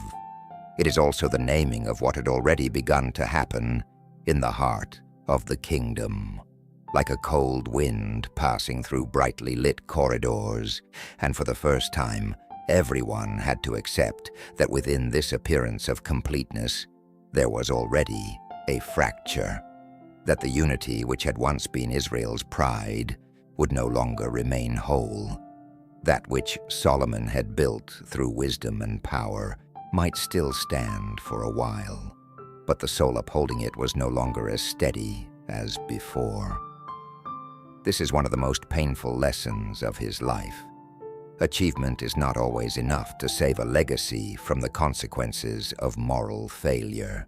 Human beings often believe that if they have done enough great things, the small cracks will somehow be forgiven on their own. But history does not work that way. It is more patient, more just, and sometimes sadder. It allows the halo to linger a while longer, and then precisely when people imagine that everything is still fine, the consequences appear in a form that can no longer be denied. For those who have lived through many life upheavals, this part may stir a familiar sorrow. We all know that there are families, enterprises, and relationships that still appear whole from the outside, yet have already begun to grow weary within. No one is shouting. No one is breaking anything. There are only burdens left unheard, sacrifices left unseen, resentments pushed aside for too long. And by the time things truly crack, people realize that the fracture had been there for a very long time. Solomon, in the evening shadow of his reign, stood before that truth, like a king who could no longer use wisdom to turn time backward. He was still there. His fame was still there. The temple was still there. But sometimes the deepest pain is not in seeing that one has lost everything, but in seeing that everything is still present before one's eyes, while the foundation holding it together is quietly slipping away. And it is precisely at that moment that the story begins to change its voice. It loses some of the sound of power, some of the fragrance of gold and splendor, some of the overwhelming grandeur of great works, and begins to lean instead toward a deeper sigh. As though after all that has been had, built, won, and made radiant, a human life must finally sit down alone and ask, what truly remains? At the place where that question is raised, the kingdom of stone begins to recede. And another kingdom, the kingdom of reflection, of lucid sorrow, of the words of Ecclesiastes, slowly opens its doors. At some point in a human life, after the praises have fallen silent, after the feasts have ended, after gold and silver no longer make the heart tremble as they once did, a person will sit down with themselves in a different kind of silence. A silence no longer belonging to beginnings, nor to ambition, but to reflection. And there, many things that once seemed so great suddenly grow as light as morning dew upon the grass. Perhaps Solomon, too, arrived at such an inward evening. After everything, what remains? That question seems to stand quietly at the end of his life, like a lamp that does not dazzle, yet endures. For if we look from the outside, Solomon possessed almost everything the world usually uses to measure a human being's success. He had power, he had wisdom, he had fame, he had the temple, he had wealth, He had works that left later generations astonished. He had stories that carried his name across borders, across religions, across many centuries. But precisely because he had possessed so much, Solomon became someone qualified to speak a word that few wish to hear while they are still young. All earthly glory has its limits. That is where Ecclesiastes finds its voice. No longer the voice of a king delivering judgment in the royal court. No longer the voice of the builder of a kingdom, of the man who welcomed a queen from afar, of the one who stood beneath the cloud of glory in the temple. This is the voice of a soul that has traveled very far through life, and at last returned to a truth at once very simple, very sorrowful, and yet very luminous. All is vanity if a human being loses the thing that gives life its true meaning. That word, vanity, is not the dryness of world weariness. It is not the voice of someone denying the beauty of the world. On the contrary, it is the sigh of a man who has tasted too much beauty, too much pleasure, too much achievement, too much power, only to understand that none of these can save his soul from emptiness. If reverence is absent, if morality is absent, if the ability to live rightly before what is invisible yet higher than oneself is absent. In other words, Ecclesiastes does not destroy the value of life. It destroys the illusion that life can be saved by success alone. That is Solomon's true legacy, not merely what he built, not merely how much he possessed, not merely how people once admired him. Solomon's deepest legacy lies in this. He left later generations a mirror of the soul's fragility amid success. He is one of the few human beings whose story does not stop at the summit, but passes through it to touch the truth that lies beyond. And because of that, he not only teaches people how to rise, he also teaches them how to look back. To look back and see that perhaps one has labored greatly, yet forgotten to ask for what. To look back and see that perhaps one has built many things in the outer world, while the inward place has been left untended for too long. To look back and see that a person may be wise in speech, sharp in judgment, successful in organization, yet still fail in keeping the heart soft, humble, and awake. Solomon, in that sense, is not only a symbol of wisdom, he is also a symbol of the limits of wisdom. Not because wisdom is an evil thing, but because wisdom by itself is not enough to save a human life. A person may understand very clearly how the world works, yet still fail to understand when they themselves begin to lose the way. They may know how to bring order to an entire kingdom, yet not be able to preserve order in the depths of their own soul. They may speak words profoundly true about life, yet still have to pay the price for the compromises they once told themselves were small. That is why Solomon's legacy is sorrowful and beautiful. Sorrowful because he reminds us that no achievement is great enough to guarantee the wholeness of the soul. Beautiful because he did not leave later generations only the halo, but also the sigh that came after the halo. And sometimes an honest sigh is worth far more than many songs of praise, for it saves the generations that come after from repeating the same illusion, that if one climbs high enough, builds greatly enough, is remembered long enough, then one's life will naturally be meaningful. No, Solomon seems to say that meaning lies not in the height of the throne, but in the depth of wakefulness. For viewers who have passed through many seasons of life, perhaps this is the part that touches most deeply. For the longer one lives, the more one understands that what remains at the end is not the years in which one was applauded, but what kind of person one became in those years. Not how large the house was, but whether there was peace within it. Not how far one's name was spoken, but whether when night falls, the heart is calm enough to sit alone with itself. Solomon, after gold and silver, after the temple, after fame, after great encounters, seems in the end to leave us with a very gentle lesson. Honor the beauty of achievement, but do not worship it. Cherish wisdom, but do not turn wisdom into an idol.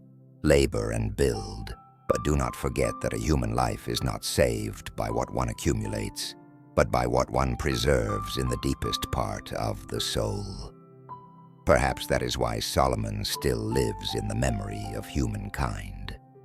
Not only because he once shone brilliantly, but because he was also truthful enough to let later generations see how that light cast its shadow.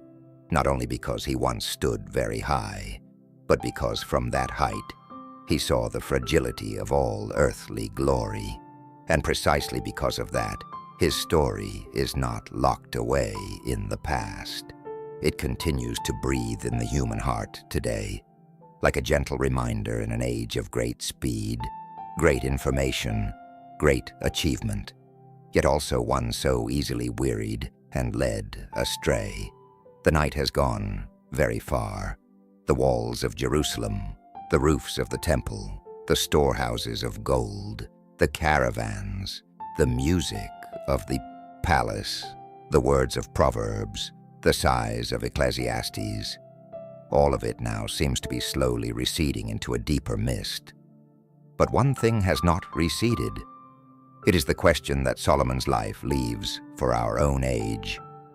A very light question, yet one that travels very far. In a world that is itself full of technology, achievement, ambition, and noise. As in the year 2026, what must human beings learn again so that they do not lose their souls amid the very things they have built? Let the night slow a little more. Slow, as when the lamp in the room has just been turned down one more notch.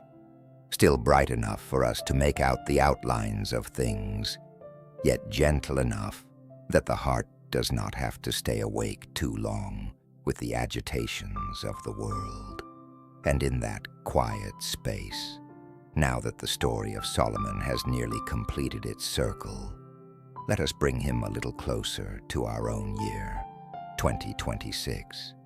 A year very fast, very bright, very full of information, very full of achievement, yet also one that can so easily leave human beings weary, even while they imagine they are traveling very far.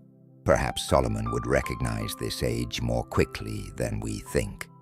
For what he once lived nearly 3,000 years ago, at some deeper level, is still living with us today. We too love wisdom. We too admire achievement. We too are drawn to great works, radiant symbols, and people who know how to organize, govern, build, and make the world pay attention. We too are living in an age that believes that if we know enough, move fast enough, and create enough useful things, we may be able to control almost everything. But Solomon reminds us very gently that knowing much is not necessarily being wise.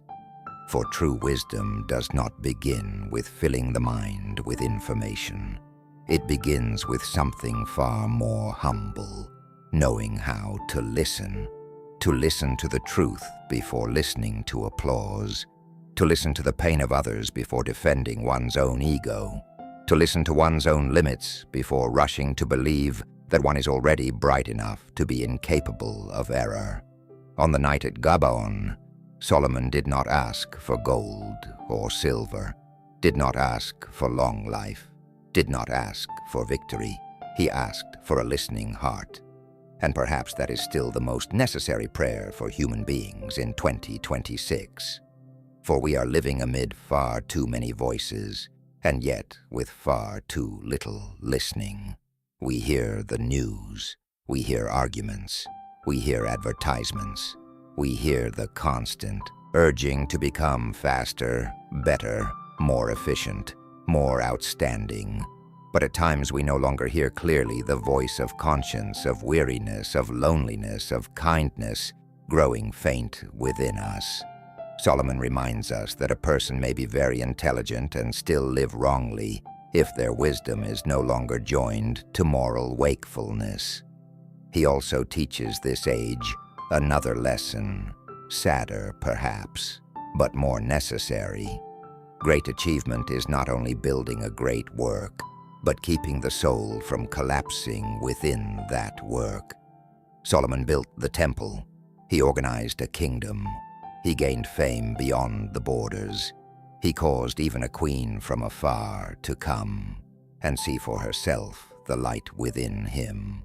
And yet his own life became a reminder that a human being may build very beautiful things outwardly, while inwardly begin to drift without even knowing it. That is closer to us than we imagine. In 2026, many people are building their own temples. Some build a career, some with wealth. Some have fame, influence, and achievements that make others admire them. These things are not evil, just as gold, cedar wood, or splendor are not evil in themselves. But Solomon leaves us with a question both very gentle and very difficult. While building great things in the outer world, are we still keeping the innermost place within ourselves? If not, the more beautiful the structure, the more painful the emptiness. And so, Solomon's lesson is not that we should fear success, nor is it that we should turn our backs on wisdom, on building, on the desire to do great things. His lesson is this: do all those things, but do not forget that human beings are not saved merely by what they create. An age may be highly advanced and still deeply anxious. A life may be highly successful and still lonely. A mind may be very sharp and still not know how to rest peacefully with itself. And then Solomon also teaches us the hardest thing to accept. All human power has its limits. That is not a pessimistic thought. It is a liberating one. For only when we know that we have limits do we stop demanding that we ourselves be divine. Only then do we stop turning other people into tools for our own ambition. Only then do we stop imagining that controlling many things means we have understood life. Limits do not make human beings smaller. Limits make them truer, gentler, less proud, and therefore also more humane. Solomon once stood very near the summit of all the things human beings usually dream of. Precisely for that reason, when he leaves behind the Sigh of Ecclesiastes, that sigh carries such weight. All things are thin as mist, if the soul no longer knows how to bow before what is higher than itself. Perhaps this is the deepest gift Solomon leaves to the year 2026. Amid an age of artificial intelligence, of speed, of technological achievement, of dreams of expanding human power, he reminds us that the most important question remains unchanged. Who are we becoming as we make all these things? Are we becoming brighter or only busier? Are we becoming deeper or only fuller? Are we becoming more peaceful or only better at hiding our weariness? So if Solomon's whole life had to be gathered into a single gentle lullaby for us today, perhaps it would sound like this: live wisely, but do not worship your own wisdom. Build greatly, but do not let your soul become a ruin. Receive achievement, but do not use it to forget the fragility of being human. Walk far, but from time to time still pause and listen to whether your heart remains in the right place. For sometimes, what saves an age is not the strongest people, nor even the most dazzling ones, but the people who still know how to be humble before their own limits, who still know how to preserve a quiet space within, and who still remember that amid all fleeting glory, the thing most worth keeping is not the crown upon the head, but the light that does not go out in the soul.